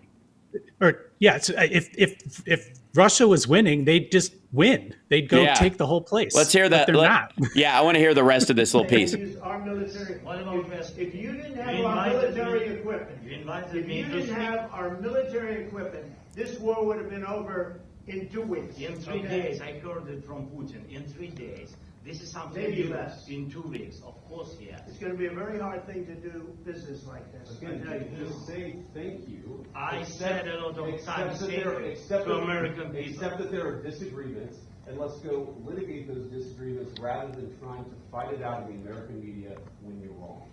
We know that you're wrong. But you see, I think it's good for the American people to see what's going on. Yeah, I agree. I think it's good for the American people to see what a dipshit you are and how like whingy that Vance is basically taking the lead and start and pick this fight. I think that's the other telling point is that, you know, we've been talking a lot about how Vance is sidelined in all this and he's, you know, but, you know, because we're so focused on the sort of the puppet presidency of Musk running things, that's in one area. On the other area, Vance is actually the one pulling the strings because he's the one that has access to Peter Thiel's money, and that's why they brought him on in the first place. So Trump is the odd man out in this situation. He's trying to wrestle back sort of control in this circumstance by just falling back, I guess, to like campaign rhetoric that he said about, you know, we've been stupid country and Biden's stupid and all that shit. I think it's very important. That's why I kept this going so long. You have to be thankful. You don't have the cards. You're buried there. Your people are dying. You're running low on soldiers. Listen, you're running low on soldiers. It would be a damn good thing. Then you tell us, I don't want a ceasefire. I don't want a ceasefire. I want to go, and I want this. Look, if you could get a ceasefire right now, I tell you, you take it so the bullets stop flying and your men stop getting killed. Of course, we want to stop the war. Like Trump thinks he has leverage. He has no leverage. None. That's exactly it. He has That's zero leverage. Right. That's the problem. Yeah. And again, you're He's asking literally trying to create fake leverage. Yeah, by I guess through social pressure. So like everybody's there. By the way, Russian state media is in the room as well. Like RT and that crowd are there, which is another big stink that happened because of this. Let me hear the tail end of this, then we'll get to it. Because you get a ceasefire faster than an agreement. Ask our people about ceasefire, what they think. That wasn't with me. That wasn't with me. That was with a guy named Biden who was not a smart person. That was with your Obama. president. It was your president. Excuse me. That was with Obama, who gave you sheets, and I gave you javelins. Yes. I gave you the javelins to take out all those tanks. Obama gave you sheets. In fact, the statement is Obama gave sheets and Trump gave javelins. You got to be more thankful, because let me tell you, you don't have the cards. With us, you have the cards. But without us, you don't have any guards. Jesus Christ. In this case, the cards are the weapons. Right. But he's saying peace because we're not going to. So no matter what, they don't get the weapons. Right. So like, what's the leverage? Like, well, either here's we okay. give up or we here's deal the thing. with like yeah. other people. The issue that they have is that if the Ukrainians just take a ceasefire blindly from the, you know, without the Russia making any concessions, Zelensky's out and their government basically falls and and they'll be overrun and Russia will attack, you know, within months of this happening and Trump will do nothing about it. In 6 months, if you want to talk about leverage, this ceasefire dictated by Donald Trump and J.D. Vance would take away any leverage they have, period, because effectively Russia says no to peacekeepers and no to anybody being there, right, to, you know, of any sort, protecting them, whether it's U.S. troops or British or French, and the Russians saying no to that just guarantees it'll be easy pickings next time, and they know that if Trump won't marshal NATO to protect them, or he'd buy those the rare earth minerals from Russia, whoever owns the land, he doesn't care. He doesn't care about the principle of it. He doesn't care about the people themselves. Then they give up all their leverage if they do a ceasefire. All of it. It's all gone. Right. It's just it's goofy. The whole thing is goofy and and such a dipshit. It's to say that, I mean, Europe is stepping up. They're starting to, and they're going to do more. Trump just doesn't understand his own leverage in this situation at all. Nope. And so they literally, all they have to do is say no. Yeah. And the U.S. can't invade Ukraine. Right. That's not going to happen. Yeah. So what the worst they can do is not send any more armament. Well, and also they can say, like, you know, he even said, you know, you need a ceasefire. And he's like, yeah, but what does that mean? And he's like, right. You know, he tried to divert it. What that means is, yeah, we'll take a ceasefire, but it's got to have, you know, controls and provisions that we don't get attacked again and all that other stuff. If you're just going to say stop shooting so Russia can reload, you're out of your fucking mind. Russia's already saying we'll do a ceasefire if you give us more than we already have. Right. Give us more land. Position. Right. Yeah, that's their current position. More land than we took. Like, eat shit. Like, it's so dumb. And again, that's why they're yelling. That's why and I think they want to, like, shame him in front of the public so that, like, I don't know, Fox News will run with a clip of this. But I gotta say, it's just fucking embarrassing. Like, I know Fox will, you know, Jesse Waters will clean up this thing and create chunks of it that make J.D. Vance look like a man and look like Trump's being his, you know, tough negotiator self. But the reality is that it's not going to go anywhere. And they know it. Like, Fox knows it. And a lot, and the Republicans, you know, I mean, there's a reason why Dan Crenshaw's, you know, on a hot mic saying that if he met Tucker Carlson, he'd kill him, because they've all fucking had it. They've had it with this, like, obvious placating of Russia for no good reason, and they're not getting the support.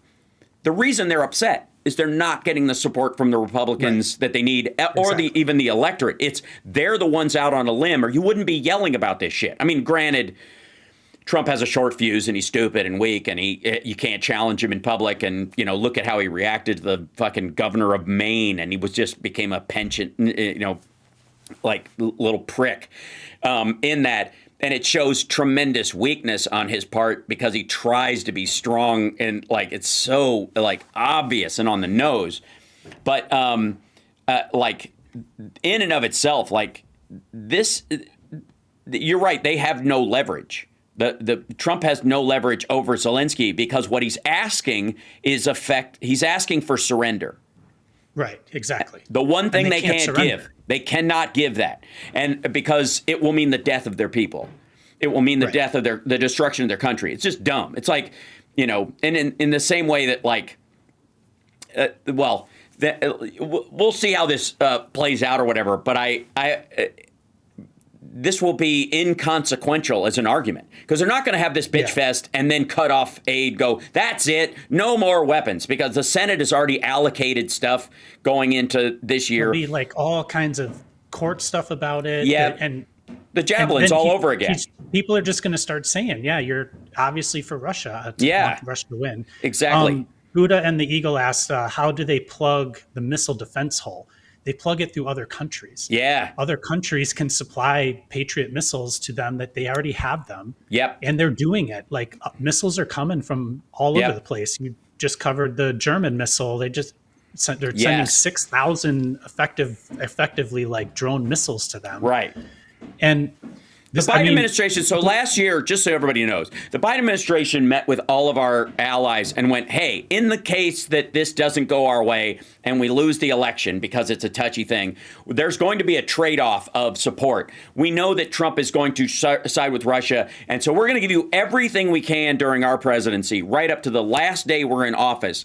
And that stuff, we'll get as much of it out the door as we possibly can, as much funding as we can, and all that stuff, because that's what we're here to do. If it doesn't go our way, you guys will have to pick up the ball and run to it. So what we're going to do is we're going to arrange for a bunch of missile systems and things like that to you guys, because that's under our allied setup that we can do already. And then you guys can transfer stuff that you no longer need to Ukraine. And so that'll allow you to kind of backfill the Pez dispenser of gear and from us, and then you can pass that stuff on, and it's still under NATO and it's under the normal structures of things, so that even the Republican senators don't have to fight back against it, because it's already, you know, they're getting old NATO gear from you guys. It doesn't even look like we're involved when we absolutely are. And they knew this. They presented this, and that's why Trump is pissed. The other thing is the Starlink thing, and this goes to Musk's, you know, the trust factor of that dickhead.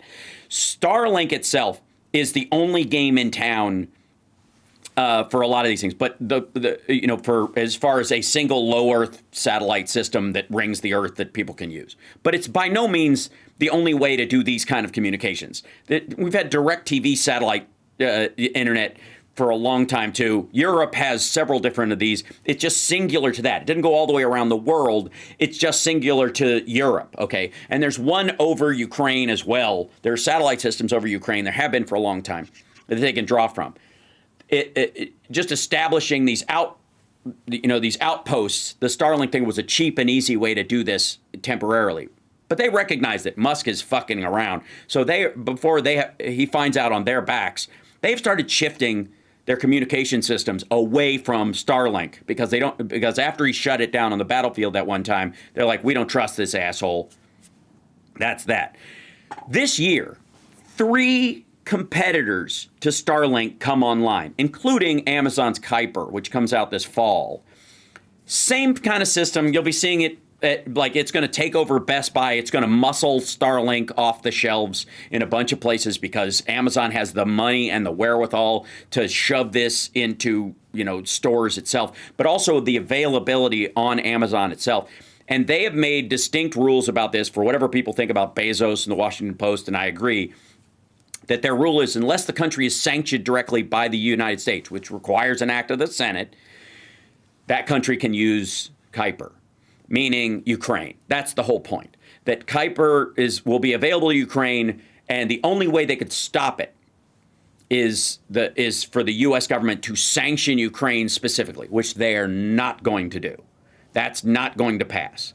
And so, and even if they did, it would take a year after they already were using it to go in to implement it past that contract point. Unless they showed a reason in international courts, and Europe could sue Amazon and say the United States government doesn't have a good right to do this, and the United States would have to defend it in court why they would cut off communications for a country they're not at war with or that has never attacked us. And so there's a lot of reasons why they're trapped in this box, and that's why Trump and Vance, because they're running out of runway. Buddha and the Eagle said it's time. That's Trump's leverage, and it's actually not his leverage because Russia's losing. So and Ukraine can wait them out. They've already waited 3 years. Yeah, they're going to keep doing it. Like you listen to Phil. Phil's there talking about it. They're not going to give up. No, it'll become an insurgency war. It'll become like a guerrilla war if they. So if they force this ceasefire in, that's what's going to happen. It will be a guerrilla war in those areas again. So the war is not going to stop. It's not going to stop by making peace. So quote unquote peace. They have to leave, or they have to come up with something that's going to at least take away or give some of the land back. Like the best possible they could do is go back to where they were before Russia invaded the first time. But I don't think that's going to happen. They're not going to give up Crimea. At any rate, as they get there, Russia's running out of time too because their economy's for crap. And if Europe Russia can't do any more than they're already doing other than firing more missiles. Right. Ukraine can. Ukraine can start firing missiles to Moscow. Right. And so there is an escalation that Ukraine can have, and Europe is there. Like it's not a fait to complete that if Trump tweets something that Europe's going to say yes. Like they're not. As a matter of fact, the opposite is true. The opposite is true. And here's the other thing is Trump's making a brand of reneging on deals. Yeah. So even if they made a deal, why wouldn't they just renege on it the next day? Right. Meaning Ukraine. So that's the funny thing that's not in the press. Like, so Trump signs a deal with Ukraine for rare earth minerals, right? Right. So Ukraine would say, let's get this stuff and then let's rip up the deal. Screw you. What is he going to do about it? Yeah. And then they'll just say, well, that's what Trump did. That's what Trump does. Right. Well, and exactly. Your treaties don't mean anything. And by the way, they don't mean anything. One of the other reasons that he's very upset is because he just met with Macron and he just met with Keir Starmer, and both of them were like, "We're going to keep backing Ukraine no matter what you do." So, they've got no leverage against Zelensky in this meeting. because the idea was they've been kind of counting on the fact, because of his rhetoric, that they were going to get cut off anyways. And they haven't been. The U.S. is still supplying stuff because Trump and them haven't done this, because if they do it, they no longer have any leverage in the circumstance. Because if we're not backing Ukraine, we have no leverage to bring Russia to the table either, because we can't control Ukraine through the limitations of those weapons. And if Trump just says, okay, we're done, you're not getting any more stuff from us, automatically, that shows that he's on Russia's side, and you can argue about whether or not Maga will take that seriously, or the rest of the world will do it, or if Tucker Carlson will call him and give him head, and that'll be that. But the rest of the world that does support it will go, all right, well, we'll just do it, and this will be part of our NATO gathering, steam, and with the idea that if you're not giving them any weapons, and you're not going to guarantee their security, and you're not going to help get Russia out of their country, then why do they have to listen to you about joining NATO? We'll hold it a vote, and you can say no. You can be the one person that votes against it, right? Who says that NATO doesn't kick the U.S. out? Right, exactly. I'm being serious. Yeah. I mean, if they're causing all this trouble, Europe. I mean, that's the part that we keep thinking about these things as if they're no one else has agency. The way they've always been. Right. And that the world doesn't have agency, but it's the way Trump is upending the way it's always been. Right. And we keep living in the world of the way it's always been. Mm-hmm. If Trump's upending it, stop living there and start choosing directions that don't rely on Trump and the U.S. It's that simple. Yeah. And they're going to do it. Europe's not some snowflake here. Right. I mean, they got plenty of missiles and airplanes. They've been through some shit. Right. They've been through some shit. Right. And so Macron at his meeting said, to be frank, we've paid for 60% of the war effort so far. Right. Right. And Trump has this idea that we've dumped all this money into Ukraine, and therefore we deserve something back. And everybody's like, no. You gave arms to them on a Lend-Lease program, but you spent the money in the United States. That's the part that I think needs to be a bigger part of the conversation when the press talks about it, right? That in and of itself will shut that whole bullshit down in a weekend. If everybody just understands that we Lend-Leased gear to Ukraine, the vast majority of what they got was stuff that they either have to pay back later or they have to give back later if it still exists. And more than likely they pay back later, just like England did. I think they just paid it off, 2 years ago, their debt from World War II, right? And they have to give that stuff back or whatever. But the money that we allocated was spent in red states in the United States where this stuff is made, where the javelins are made, where the tanks are made, where the rounds are made, where the cannons are made, right? That's all done here. So we dumped a bunch of money into our own country. And then, like I said, the Pez dispenser, we sent them the old stuff and kept the new stuff for our thing. It's this kind of conveyor belt of quality gear. Now, when it's an Abrams tank is an Abrams tank is an Abrams tank. And there might be some new, pieces, but you snap those in. You don't change the design of the thing overall. It has a piece of gear added to it, but it's not a redesign of the whole fucking thing. And when we send these tanks to other countries, we don't put that extra special piece that our troops would use in there. They don't get that extra stuff ever. It might be targeting technology. Yes, exactly. Geolocation tech. It's like the hardware, the computer hardware kind of sort of, or the armament, the special armament that we have that we want to keep secret, deflect certain kinds of missiles. We That's don't right. We don't want that left on the battlefield so that Russia can get it and then learn from it. Right, and we only give it to our troops specifically so that we have an edge in any circumstance, and that's for national security. That I totally get, and that's how it works. And so Starmer was saying that the vast majority of stuff that they've given was a gift to Ukraine. They are not expecting to get paid back. They are not expecting to keep it, or get repaid rather. They're just letting Ukraine keep it. And Trump, in that situation, zero leverage. He has no understanding of that. He can't grasp that in his transactional brain. the stupider he gets about it and the crazier he gets about it, the more he's going. And he's already being isolated. Like, we are in a completely different world we are with Europe now than we were 5 weeks ago. Right. So it is moving. It's going to take time. Like, all these things take time. And, Ukraine's defending themselves, and they've got, what did they say? They have about a year's worth of armament. And that's not including the stuff they're getting from Europe going forward. Right. Ongoing. Right. Exactly. Yeah. So there's plenty of outs for Ukraine and Europe. I agree, which is exactly why Trump and Vance are upset. They have they recognize, and that's what this is. You know, when you talk about the bully pulpit, this is a great example of the bully pulpit. That's what he's trying to do, is bully them into doing this by making them look ungrateful or making them the villain in this. And it's not going to work. He looks like an asshole. And like, maggots are going to think this because they've always thought this, but that doesn't really matter. What matters is the rest of the world and the rest of the country. And the vast majority of us are like, no, you don't get to redefine the dictation of what it means to be a dictatorship and, the standards of what it means to be a dictatorship. All of a sudden, just because you prefer Putin. Nobody bought that. He even said yesterday, did I say that? Whatever, like he was kind of being cute. He stole Elon Musk's line about am I being vilified in the press? Like, they're all doing this kind of idiotic sarcasm as a defense mechanism. Russia's position is that Zelensky needs to, or they need to have a new election.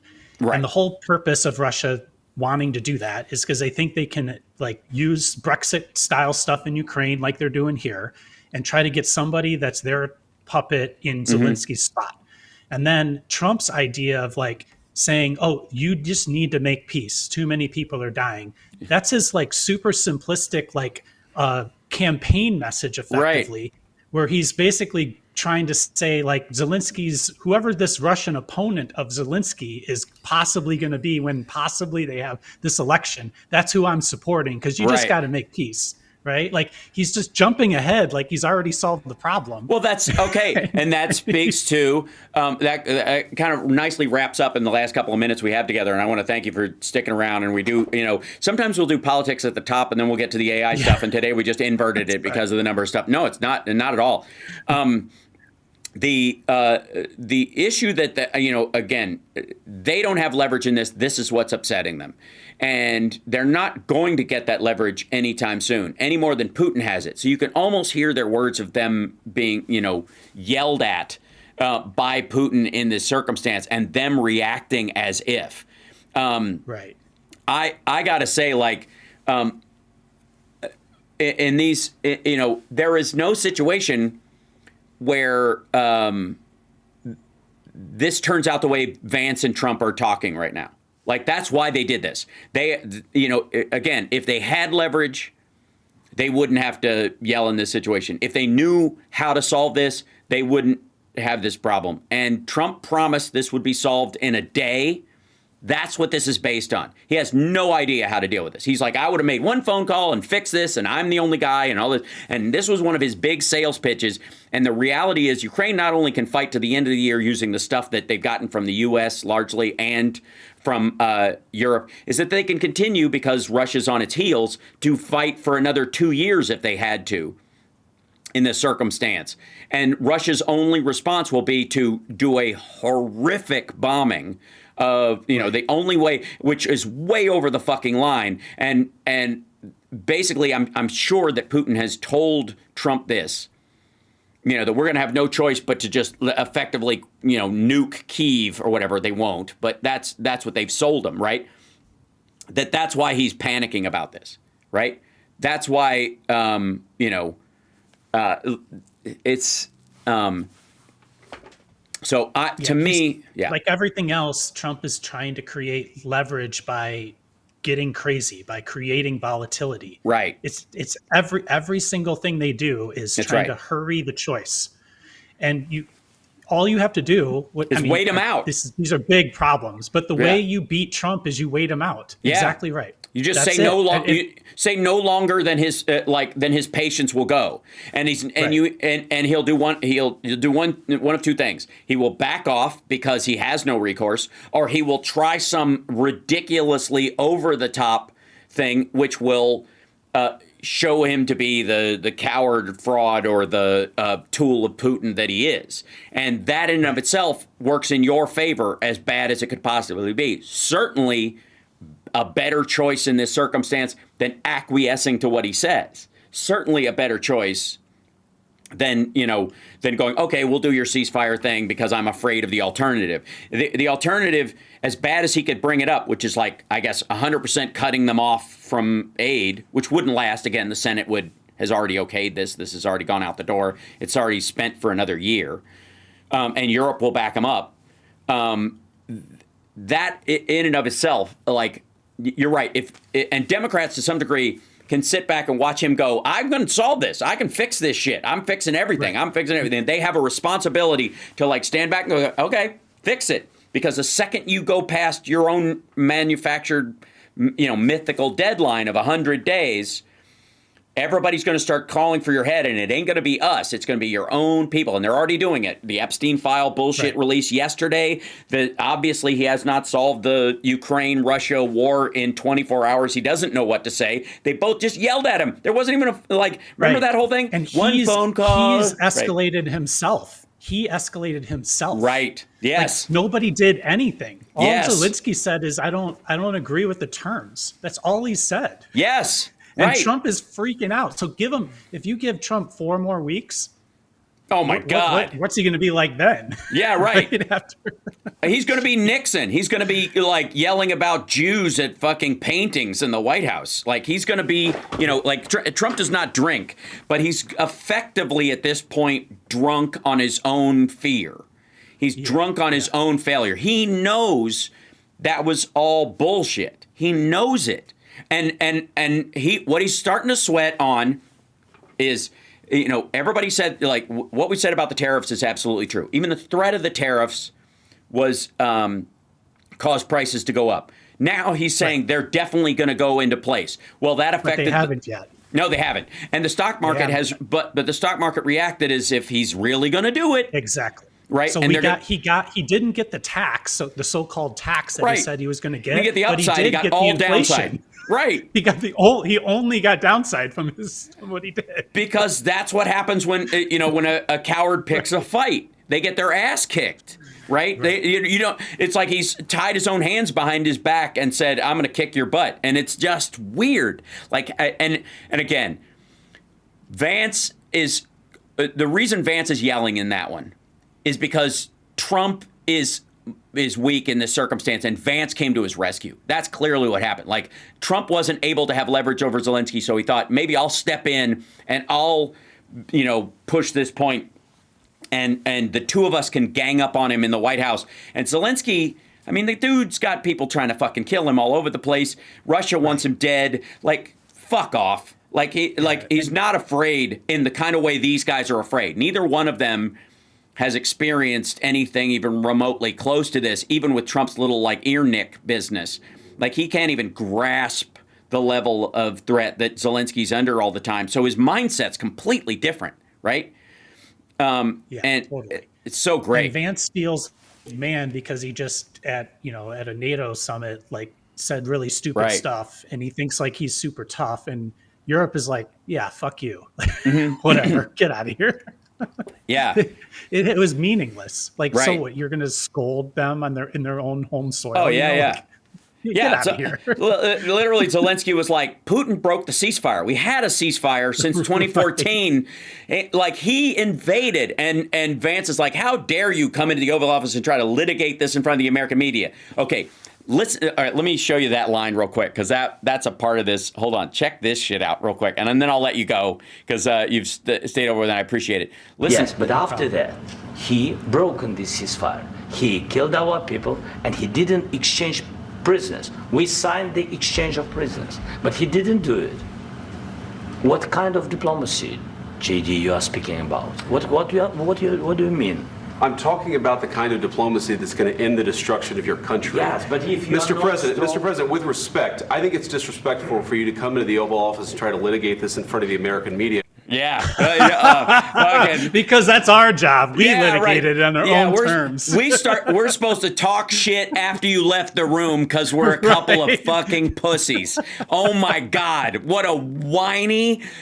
Oh God. What a twerp.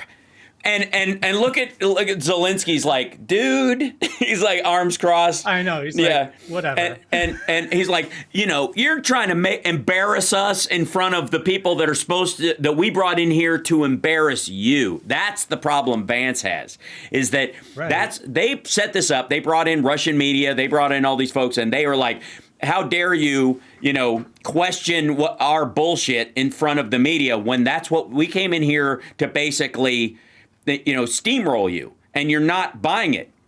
And his whole point was like, tell me what kind of diplomacy you're talking about, because we did that before with them, and they invaded our country and killed our people. What are you talking about? What does that mean? And his fallback. Zelensky's position on a world stage is he's like, you want us to make a deal, but they already broke the deal. Yeah. And he's sitting next to the guy that breaks every fucking deal he has. Yeah, look at Trump so himself. Why would he make a deal? Look at Trump's fucking face in this too, and he's doing his little Illuminati hand vagina that he always does, and somehow when Obama does it, it means he's part of some globalist conspiracy, but when Trump means it, he's just self-soothing with his fingertips like Dr. Evil.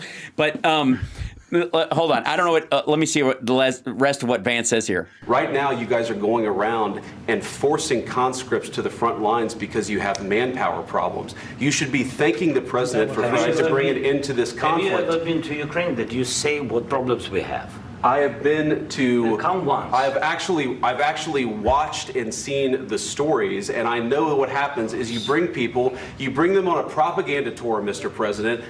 Do you disagree that you've had problems bringing people into your military? We have problems. And do you think that it's just? Yes, but after. Like, it's just so lame. It's just like, and again, why don't you talk about Russia? Russia's using North Korean fucking troops. Right. Like, get the fuck out of here. Russia's stopped with the conscripts and moved to the North Koreans. Yeah, right. Yeah, they've been throwing fucking Chechens at the fucking front lines with wooden guns, like fake plywood rifles.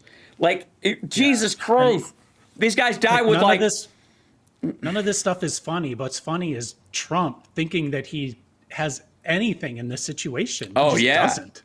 Well, and I think that he's going to wake up to that fact. Now, there are a couple of things.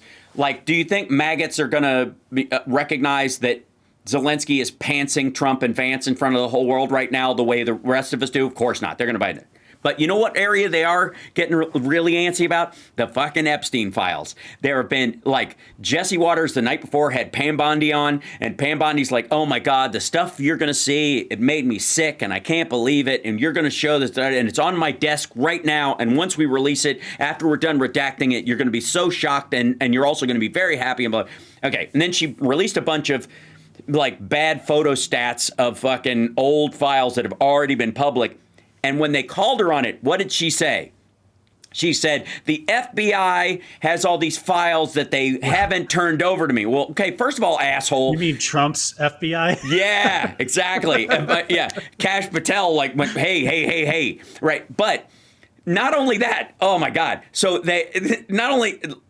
she falls back to this, the FBI didn't. Okay, first of all, you weren't even talking about those files. You were talking about the shit you had on your desk. You lied about the stuff that you were going to release that you had access to. You don't get to go, I didn't even know this other shit existed or I couldn't have it.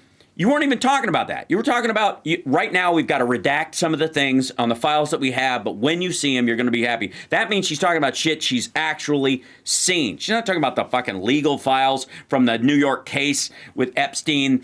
A lot of that also is public. Wait till the fucking the accusations against Trump and his sexually assaulting a 13-year-old and all that kind of stuff, which is all part of the Ghislaine file, is all part of the Epstein file. You think they're going to release that? You think that's what this is about? And maggots all over the place are starting to get real fucking antsy and quite curious. And even like Peanut Butter Dickhead, that Patrick Bet David dude and all that stuff, the way they're talking about this stuff, The worm has turned. Even Glenn Beck, there's a couple of these people where they're like, it's coming. And then right now they're like, what's up? And you're like, well, they were friends for a quarter fucking century, because beyond that problem, the idea that Trump's information might be in there, they've set up a situation where it doesn't matter what's in there. I don't know that MAGA's going to accept anything that's in there, because they've made up a whole bunch of stuff in between that they think are in there. So when it comes out, and if that stuff's not there, they're going to think it's still a conspiracy. So there's like no way to get out of the conspiracy problem. Do you see what I'm getting at? Like, it doesn't matter how much they release, because they could release like, a truckload of papers and give it to whoever, and people would be like, well, you're missing the second truck. Yes. Oh, well, and they obviously are, because again, Trump, like every time they turn around and there is some stuff that finds its way to the surface publicly through other sources, you're like, oh, okay. Remember when he said he was no longer friends with Zelensky after this certain date? There are call logs now where he was calling him almost every day for years after that. The dude has never lived more than a 9-minute cab ride from him. Why the fuck, if you're going to move to Florida or any other state in this fucking country, and why wouldn't you move closer to your own golf course? Why wouldn't you just have a fucking house in Texas or Montana or some shit? Why is it always that you need to live less than 9 minutes away from this asshole? Why is it? Like, that's weird. This is a huge fucking country with 340 million people in it, and that guy's never more than a 9-minute cab ride from you. What in the world? And you shared planes. Where's Trump's flight logs? How about that? How about we start demanding those? Are we to assume that Trump never flew down? Maybe he didn't go straight to Little St. James Island. He went to the adjacent island and took a boat or a fucking helicopter across like other people did, because they knew they were in on it, and they knew people were being taped, and they were close enough to him where he's like, yeah, don't fly in because we track everybody because we use it as leverage, right? Like, and then they're like, okay, and then they don't realize they're being tracked as well. Just under the premise that they haven't been tracked. I mean, that's what this sounds like. Like, this sounds like, you want to talk about, like, two guys being blackmailed, yelling at Zelensky. Trump, by the way, released a statement. He goes, we had a very meaningful meeting in the White House today. Much was learned that could never be understood without conversation under such fire and pressure. It's amazing what comes out through emotion, and I've determined that President Zelensky is not ready for peace if America is involved, because he feels our involvement gives him a big advantage in negotiations. I don't want advantage, I want peace. He disrespected the United States of America and its cherished Oval Office. He can come back when he's ready for peace. So that's basically, he's right. Okay. Well, that's where he was before he got there. Right, exactly. And what are you going to do? Cut him off? Like, that's not going to happen. It's just stupid. If he does, it's going to be huge news. Yeah, go after him all over the place. Right. I saw somebody asked, who cares? I can't remember I can't find the person's name. Sorry. They said, who cares what MAGA thinks? What we're trying to talk about here is how to use MAGA to take down Trump. Yes, because they're once like they go chomping at the bit. That's right. Yeah. There's enough of a substructure. This is like with the Musk thing. Musk has enough money so he can put a distance between fuck around and find out. Okay, think of that in terms of MAGA support for Trump is the cushion between fuck around and find out. Right. Exactly. And the tighter that gets, and it's already happening, like I said, because of the Zelensky stuff, because of the, he promised he would have peace in 24 hours. That's bullshit. They all know it. They all heard it. We all heard it. And then the Epstein files. And there's also going to be this thing where inflation hasn't come down. Egg prices have gone up. We just lost a kid to fucking measles in Texas for the first time in a decade. Right. And it was an unvaccinated fucking kid that these people in Texas are like, yeah, rah, rah, rah. We don't need any of this stuff. Nobody that has a vaccine for measles is dying of fucking measles, period. And the idea that, like, well, you can't make an omelet without breaking some eggs, it doesn't sound very pro-life to me. So once that crowd of MAGA narrows, either because they turn on him, which is the big ask, or they just back off. And I think you're going to see a lot more people like... It's one of the two. Yeah, they're going to just fade into the the background because they're embarrassed by what he's doing and they don't believe it. So they'll get disillusioned about politics in general and start bitching about all sides and all that stuff. I don't give a fuck, because ultimately that means they're not going to vote. They're just going to cut loose.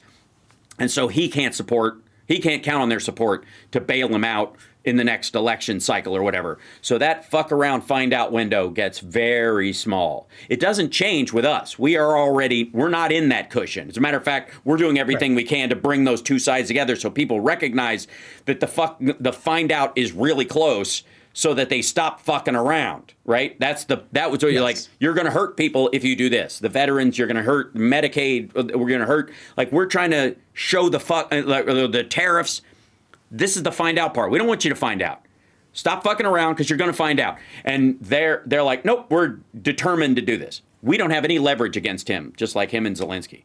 But MAGA does. And MAGA's leverage will start popping as this shit does not work. And it's our job to draw attention to the lie that keeps MAGA in place. The lie that keeps them solidly there. They're like a focus group to figure out which lines work against him, because whatever rises to the top in their world, in theory, would be the most potent attacks against Trump. Yeah. Rhetorically. They I'm going to let you go. Crazy. Yeah, I mean, totally. They're the ones shooting them. So shooting at them. Yeah. And I clearly they tried to group pressure him. They even called in fucking the dude from Marjorie Taylor Greene's main squeeze to yell at him, right? Like, about why he isn't wearing a suit in the Oval Office. I don't know. Same reason Jim Jordan doesn't wear a fucking jacket. A, who cares? B, he's like, I'll wear a costume when the war is over. Right now I'm in a war. So, right. Yeah, I'll dress up like you. Yeah, so you're awesome. All right, I'll let you go. Have a great day. Thank you. You too. And see you later. Yeah, absolutely. All right, I'll let you go. Hold on one second. Let me switch out to here. And 3, 2, 1. Off you go. All right, thanks so much. Excellent. And let me see. I think I have a chat window. Do I? Yeah, I should have a chat room in here. There we go. Oh, hi. There you are. It's starting to come in. Hey, look at that.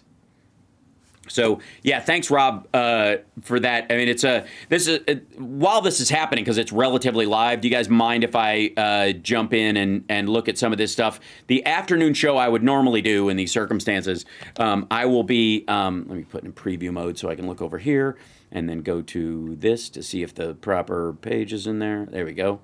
And then, let's see, trying to fix something real quick. And turn this off right here. There we go. And yeah, that'll work. Okay. I'm gonna play some of the, like, this is the let me see if I, you know what, I'm gonna find, rather than now not in a very good position. All right, let me see if I can find the YouTube of the entire meeting so we can just look at it. If you guys cool hanging around, because I have there you go. And now I'm talking with my friend. All right, so this is, yeah, let me bring this in 1 second. Good Lord, just a jackass. Okay, oh, sorry, I have to create a page for just me and this. There we go, hold on. Brink. There we go. Okay, and then let me fix my page because it looks like shit and I don't like it. Meow. There we go. Whoops. What happened? What are you doing? Why'd Safari get back up here, you silly? Thank you. Oh, I see, because I was ranking the wrong page. I'm such a silly. What happened there? What are you doing? Get back over here. There we go. We'll slide this down, and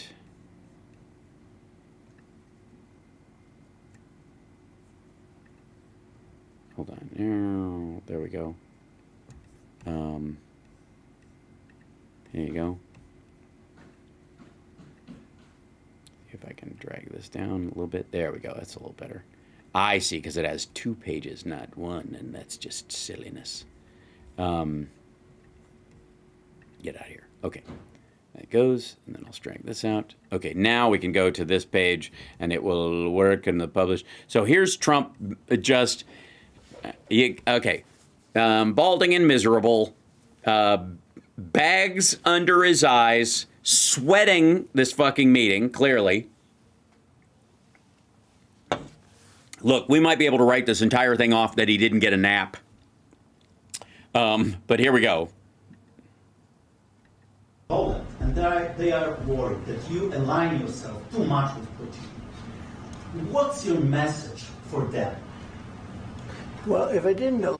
Also, by the way, that sounds like Zelensky, but it's not. It's a reporter. Align myself with both of them, you'd never have a deal.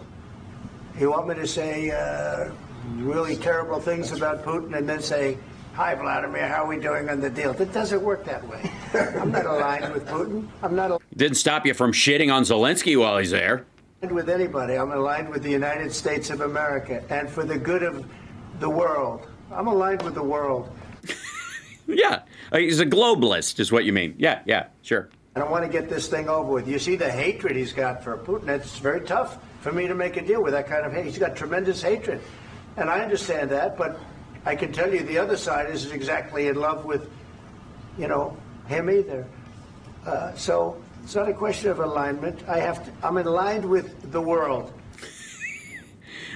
I am the word. I am the POTUS. I am the one who gave javelins when Obama gave sheets and stuff.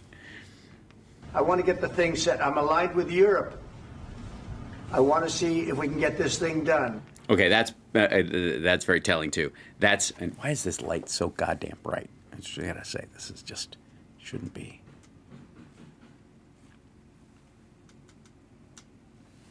It's a little better. Good Lord. He just met with Starmer and he just met with Macron, so he's all sensitive about the fact that his brand new friends might not like him.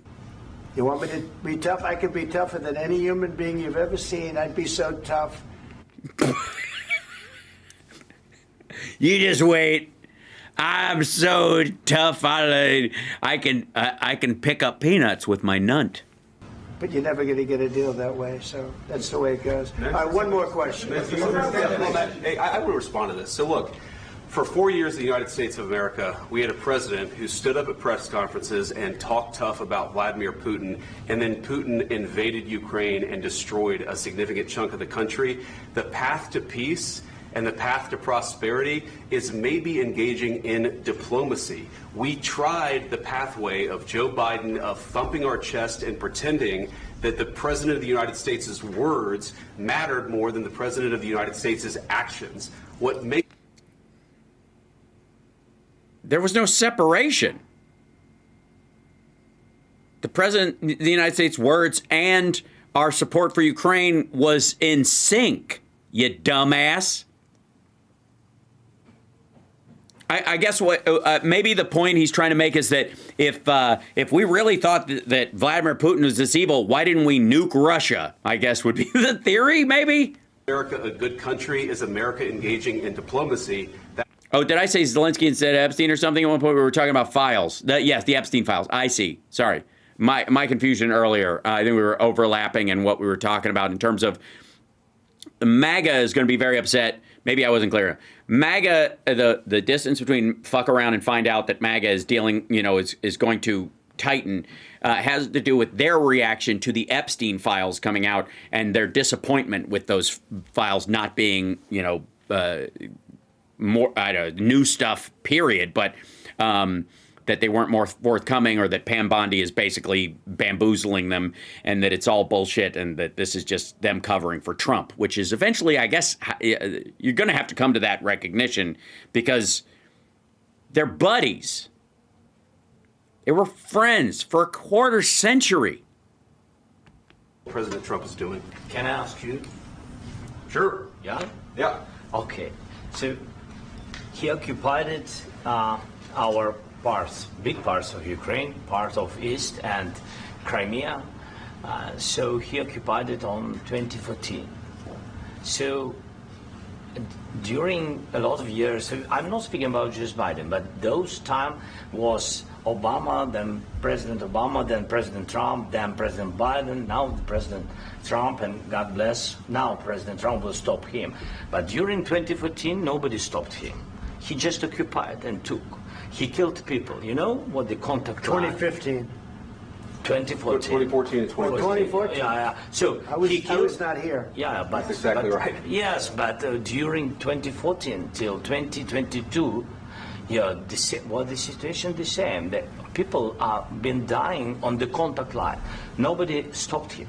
You know that we had. That, by the way, this eats right into Trump's myth that there were no wars during my time, even though this fighting continued in the Donbass area. And of course, Afghanistan was ongoing as well. And don't get me started on Syria and all this stuff. There were no wars in the world. Everything was at peace, and we had beautiful peace, and everything was shiny, and everybody got a Cadillac and a TV set and a big turkey for their oven. Conversations with him. A lot of conversation, my bilateral conversation. And we signed with him, me, like a new president. In 2019, I signed with him the deal. I signed with him, Macron and Merkel, we signed ceasefire. Ceasefire. All of them told me that he will never go. We signed with him with gas contract. Gas contract. Yes, but after that, he broken this ceasefire. He killed our people, and he didn't exchange prisoners. We signed the exchange of prisoners, but he didn't do it. What? Look at Trump. Has no answer for this other than, oh, fuck. He's just going to rebut this and go, you got to be more grateful or random. But he has absolutely no idea about the details of what they're talking about. And the deal that he's talking about was signed during Trump's term. Putin signed a deal the last time Trump was president with Ukraine, with Zelensky, and then he broke it. Period. Not only did he break it then, he obviously broke it in 2022 when he attacked again. What kind of diplomacy, JD, you are speaking about? What do you mean? I'm talking about the kind of diplomacy that's going to end the destruction of your country. Yes, but if you Mr. President, with respect, I think it's disrespectful for you to come into the Oval Office and try to litigate this in front of the American media. Right now, you guys are going around and forcing conscripts to the front lines because you have manpower problems. You should be thanking the president for trying to bring an end to this conflict. Have you ever been to Ukraine? That you say what problems we have?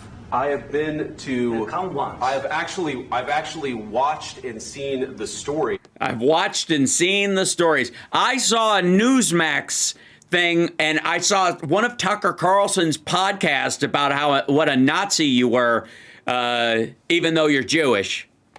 And I know what happens is you bring them on a propaganda tour, Mr. President. Do you disagree that you've had problems bringing people into your military? And do you think that it's respectful to come to the Oval Office of the United States of America and attack the administration that is trying to? I don't think he attacked the administration. What the fuck's wrong with you? I think it sounds like both of them know they don't have any leverage in this situation. Prevent the destruction of your country. A lot of questions. Let's start from the beginning. Sure. First of all, during the war, everybody has problems. Even you, but you have nice ocean. And don't feel now, but you will feel it in the future. God bless. You don't know that. God bless. God bless. You will not have war. Don't tell us what we're going to feel. We're trying to solve a problem. Don't tell us what we're going to feel. I'm not telling you. Because you're in no position to dictate that. That's exactly what you're doing. You're in no position to dictate what we're going to feel. Look, I don't actually have any feelings other than lack of Diet Coke, and I have to poop. So we're going to feel very good. Feel influenced. We're going to feel very good and very strong. You will feel influenced. You're right now not in a very good position. You've allowed yourself to be in a very bad position, and he happens to be right about it. From the very beginning of the war. You're not in a good position. You don't have the cards right now. With us, you start having cards. Playing cards. Right now, you don't. You're playing cards. You're playing cards. You're playing cards. You don't have the cards right now, and I'm using the card analogy. And I said cards, so we're talking cards right now. If you say ball, I'm going to get very confused. You're gambling with the lives of millions of people. You're gambling with World War III. You're gambling with World War III. And what you're doing is very disrespectful to the country, this country, that's backed you far more than a lot of people said they should have. Have you said thank you once? This A lot entire of meeting? times. No, in this Even entire meeting today. that you said thank Even you. today. You went to Pennsylvania and campaigned for the opposition in October. Offer some words of appreciation for the United States of America. Look, if I have to kiss his ass every day, you have to kiss his ass every day. That's what Vance is saying. Like, everybody who's there is like, look, you don't understand. We're going through this kind of like mini NBC reality show version of the North Korean cabinet every fucking morning with this asshole. And everybody has, like, we choke down these fucking words trying to kiss his ass and make him seem competent. And the only one who can do it is Lutnick, but he won't stop laughing. So I don't know if he thinks it's funny or if he actually believes it. And the president who's trying to save your country. Please, you think that if you will speak very loudly about the war, He's not speaking loudly. He's not speaking loudly. Your country is in big trouble. Can I Wait a answer? minute. No, Can you've I done a lot answer? of talking. Your country is in big trouble. I know. You're not winning. I know. You're not winning this. You have a damn good chance of coming out okay because of us. Mr. President. You need something? I can't find my house keys. Oh, all right. I was in here this morning. I didn't see any in here. Yeah, okay. Yeah, no worries. We are staying in our country, staying strong from the very beginning of the war. We've been alone, and we are thankful. I said thanks You haven't in been this alone. cabinet, You and haven't not been only alone. in this We cabinet. gave you, through I this said stupid president, $350 billion. You voted we gave for you your military president. equipment, You and you voted men for are your brave, president. but they had to use our military. What about If you didn't have You our invited military me- equipment, You invited if me you to didn't speak. have our military... Jesus Christ. You see how he just put his hands on him, too? Like, you realize if this was two guys in a bar, Zelensky would be dusting the floor with this buffoon. It's just sad.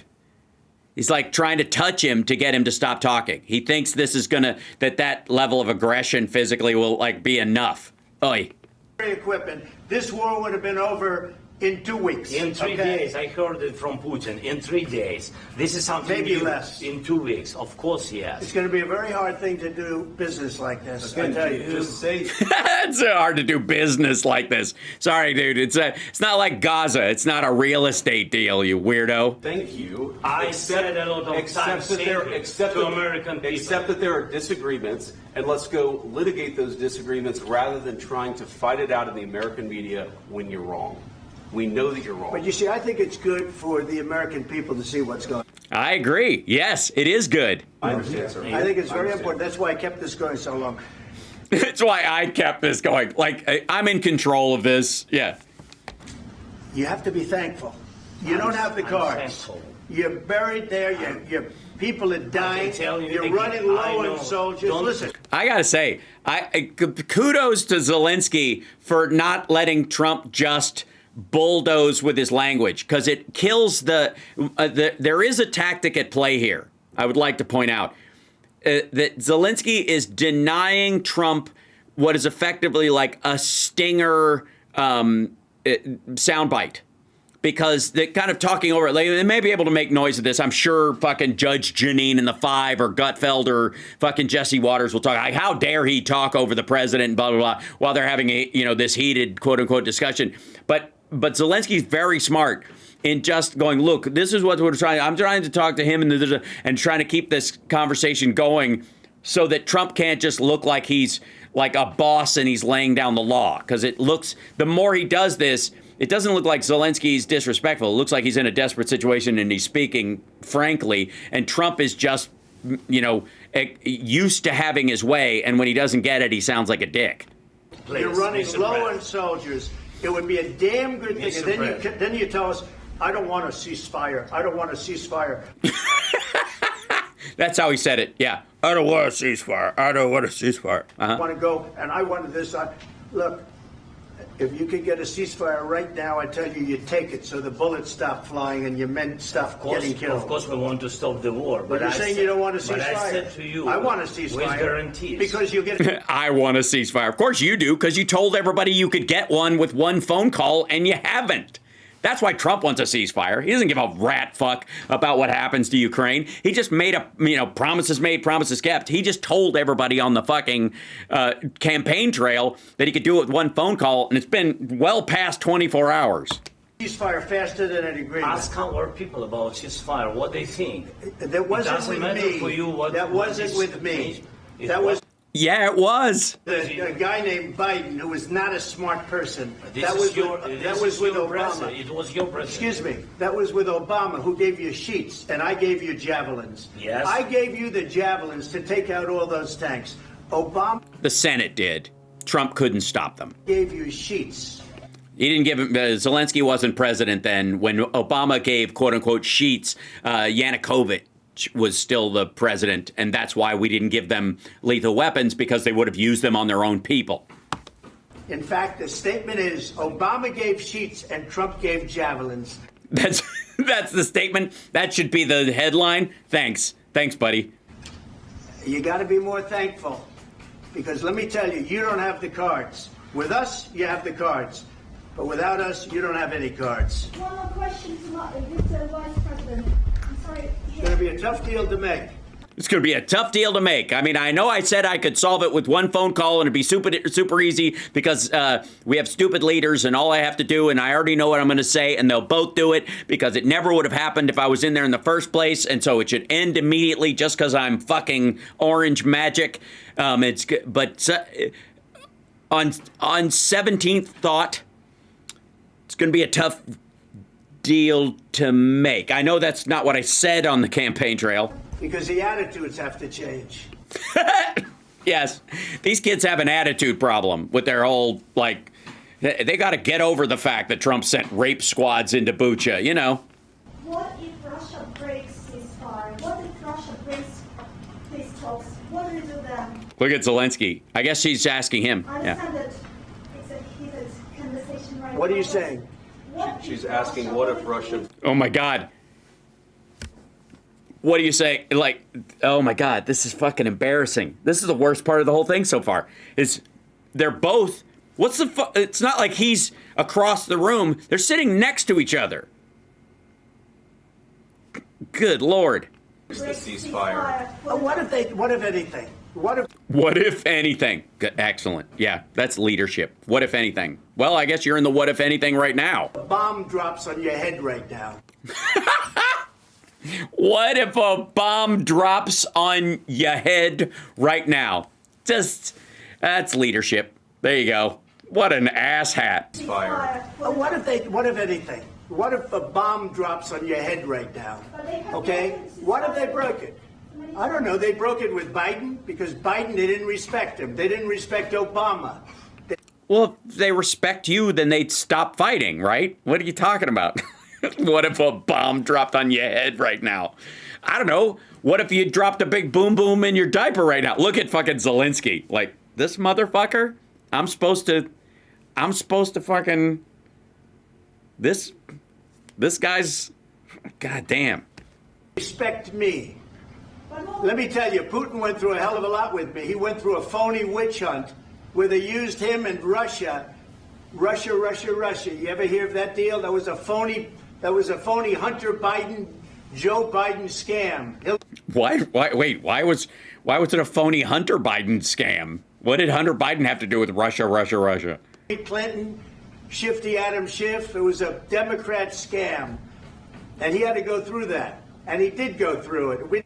Oh, sorry. Boo fuckity who? Wait a minute. Putin had to go through that? Why did he have to go through it? What are you talking about? He instigated it. It's not like he was up on fucking charges. Ended up in a war. And he went through it. He was accused of all that stuff. He had nothing to do with it. Wow. Just fucking, yeah, like, this is a level of suck up we haven't seen since they met in person. At a Hunter Biden's bathroom. What? Wait a minute. What? Hold on. All that stuff. He had nothing to do with it. It came out of Hunter Biden's bathroom. It came out of Hunter Biden's bedroom. What? Wait a minute. The fucking Russia has nothing to do with Hunter Biden. That was your chase against him. Do you think he's just forgotten Joe's first name? Bathroom? What the fuck? It was disgusting. And then they said, oh, the laptop from hell was made by Russia. The 51 agents. The whole thing was a scam. And he had to put up with that. He was being accused of all that stuff. Sorry. You basically, Trump is trying to make him and Putin the victims of their collusion or whatever. Like, again. So the idea is that Ukraine has to suffer because America owes Vladimir Putin an apology because we're aware of his soft power attempts to manipulate the electorate, and we don't want to put up with it. All I can say is this. All I can say is this. Bathroom. What? All right. Might have broken deals with Obama and Bush, and he might have broken them with Biden. He did, maybe. Maybe he didn't. I don't know what happened. Let's just assume they broke them. Yeah. Never mind. It was a deal that was signed under your presidency, and he didn't stop shooting during the 2019-2020. Just saying. So. But he didn't break them with me. He wants to make a deal. I don't know if you can make a deal. The problem is I've empowered you to be a tough guy. And I don't think you'd be a tough guy without the United States. And your people are very brave. But you're either going to make a deal or we're out. And if we're out, you'll fight it out. I don't think it's going to be pretty, but you'll fight it out. But you don't have the cards. But once we sign that deal, you're in a much better position. Okay, so is this so Trump can sign off in his on like the rare earth stuff? Are they just still arguing about this stuff? And basically, look, there's no reason for Zelensky to sign over these things to the United States and let us have access to them if they end up losing their country in the process. Literally, if they can just get invaded. There have to be security guarantees, and Russia won't allow it. And so that's what this pressure is all about. This is like Putin said no. And Trump thinks he only has leverage with Zelensky, because he doesn't have any leverage to make Putin act. He can't have a tough guy bullshit moment with Putin ever. He can't even in this meeting, talk reasonably about this. He's incapable. But you're not acting at all thankful, and that's not a nice thing. I'll be honest, that's not a nice thing. Okay, sorry. As thankful as Putin is, what does he do? Trim his nails so it doesn't scratch your ass? All right, I think we've seen enough. What do you think? Huh? No, I don't think so. I would like to, as a matter of fact, I think we need GoPros during this entire process, asshole. This is going to be great television, I will say that. All right. We'll see what we can do about putting it together. Thanks. Yeah, look at this. Fucking what and Zelensky, I feel so bad for him just having to look at these two dummies and go, wait, I'm considered on an equal footing with Bone Spurs and hillbilly effigy over here. You shitting me? And it seems to boil down to Trump wants a ceasefire and these minerals with no security guarantees. What part of art of the deal is that? Give up all your leverage, bow to whatever I say, and give everything to the other side. And what do I get out of the deal? You get, I don't know, you're out in the cold, you're fucked. That seems to be the other half of this. It's so stupid. And of course, Vance looks like he's got a small turd being held under his nose. Right, just kind of, we made good TV. But Trump is miserable, and the reason is because he cannot muscle Putin at all. And I gotta say, MAGA is going to have the same reaction to this, how dare you, to Zelensky, and and I'll tell you how the reasoning behind it is fucking people are being murdered by Trump's buddy. That's why. And it's also why he might seem ungrateful to Trump in this situation because he knows Trump is trying to give leverage that Putin has not earned. He doesn't have the second best military in the world. China doesn't even have that. And both of them are going to be at each other's throats the minute Putin falls or is, or is seen as weak enough for them to make a move. They've already redrafted the fucking the map. So, where they're renaming the areas that they lost in the Sino-Russian War back to their Chinese names. That's a shot across the bow. Putin is in an incredibly weak situation right now. And it is stunning to me that, there's got to be some friggin' reason behind all this, if I may, chat room, where we always think about the leverage, the PP tape and all that kind of stuff. Whatever it is, it's got to be worse. Because again, the PP tape, as we all know, allegedly, is that he had these hookers he was with in Russia urinate on the bed that Obama slept in the same hotel room because he was a petulant dick about it. And he was like, he just thought it would insult Obama by peeing on a bed he wasn't in or wouldn't sleep in again after the fact. It's super weird. It's got to be worse. It's got to be Epstein level shit. Nobody, like, especially in the era of deep fakes, like, you can almost get rid of anything. There's got to be, whatever it is, it's frigging worse. It is way worse. Oh, I see. That's why this slips around. That's funny. Boink. 1 second.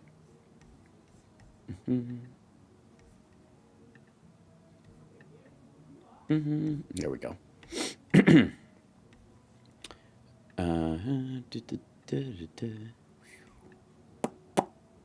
Ta-da. Okay. Sorry, this was trying to get you in their chat room while looking at this stuff.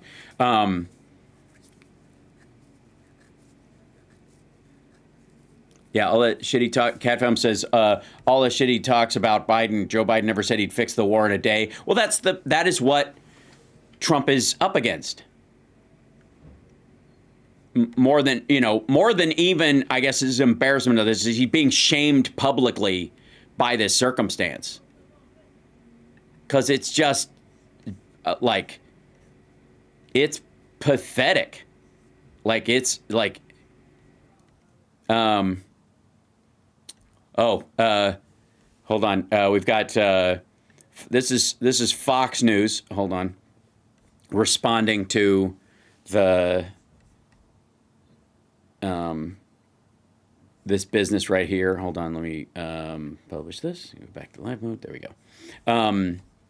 This is Karl Rove, I guess, talking about this thing. And if it had not been, if cameras had not been running, but the only winner out of today is Vladimir Putin. This is a mistake to have it broadcast. It was a mistake for Zelensky to get his dander up, and it was a mistake for the president and the vice president to be so public in their comments. This was not the moment that should have been televised. They should have had those conversations out of camera sight, and I'm confident that then they would have been able to find a way to move forward. But it's really hard when you've had the kind of coverage of this moment that we've now had. Yeah, I don't know that Zelensky getting his dander up was part of the issue here. It's super fucking weird about this. Like, you should kowtow to us. You should be more thankful. They are to Biden and to the people in Congress. There's our dear friend Boston Bryan. We just witnessed today's Adolf Hitler and Hermann Goring attempt their own 1940 French armistice embarrassment at Compiègne. Only problem is they forgot Zelensky isn't losing and Ukraine won't be defeated. Exactly. We love you, Boston Bryan. Oh God. This whole embarrassment, like where Marjorie Taylor Greene's boyfriend is like, "Why don't you wear a suit?" And like, meanwhile, this dickhead showing up wearing a hat inside at the Oval Office and a T-shirt that says tech support as this cartoonish display. And by the way, an overcoat, not even a suit coat. which is even weirder. Let's see. Lindsey Graham is trashing Zelensky and praising Trump and Vance. Really? Met with Zelensky this morning. I urged him to stay on message, be grateful, be thankful. We'll talk about details of security guarantees later. Keep it upbeat, keep it positive. It was absolute, utter disaster.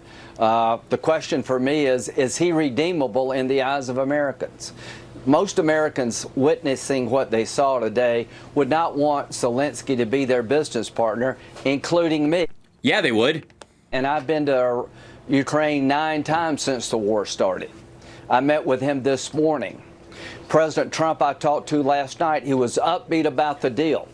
I've never been more proud of President Trump for showing the American people in the world you don't trifle with this man. He was very positive. He was very upbeat. He wanted to get a ceasefire. He wants to end the war. Well, then, yeah, but I don't care how upbeat you are about letting Bucha happen again.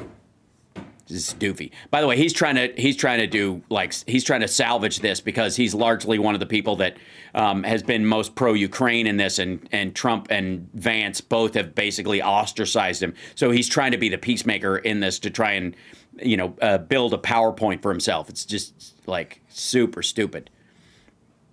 Yeah, that's mostly that's the full meeting. Yeah, I don't know. I didn't see the top of this part. Okay, let's go there. Hold on. Do you? And now I'm talking with my. Okay, yeah. So that's where they started from. So we don't have the load in past C-SPAN. Okay, gotcha. Yeah, this is, I think, going to be the response across a lot of fronts. Clearly, and this whole him wagging a finger at Zelensky after his country was attacked is just fucking lame. And again, Americans largely stand with Ukraine, and even the maggots are like, well, they just should be nicer about it or some bullshit. Whereas Trump is obviously indebted to Vladimir Putin on some level that's incomprehensibly grotesque. And it's hard not to align it with the fact that he was friends with Zelensky for 25 years. That is the essence of character that he shows in who he picks as friends. I'm going to let you guys go. I'm going to be on, tell you what, since we did this morning, and I have a show tonight at Flappers, 9:30 p.m. at Flappers, ladies and gentlemen, with special guests, not related, Jan Karam and Brian Karam. They're going to do, 5 minutes, pop up and do something, which will be nice, and Charlene's opening, which will be very exciting. I don't know if we have a feature beyond that, but we'll find out. And then... and it's going to be a good show. I have no idea what I'm going to say, but that's the whole point of these shows. It's going to be all fresh off the dome. And it's hard not to prep. It's really hard not to prep on purpose. To make sure that I don't, cheat my way into a piece. And I see. This is why this goes to the wrong camera. There we go. So I will see you guys that are coming tonight, and some of the Patreons, we might grab a bite to eat beforehand, and I look forward to seeing you guys. As for our other Patreons spread out over the country, I will be live streaming it, and I'm very excited about that fact. And anyways, enjoy the show. But that said, this afternoon, because of the timing of the show tonight, I'm going to just do a 1 hour show tonight instead of 2, since I've kind of added on an hour this morning, if that's okay with everybody. And we'll cover, I have no doubt, the blowback from this stuff that just happened this morning. So take care of yourselves and take care of somebody else. And let's see if I got to play this kind of thing, and I'll play this and turn this on.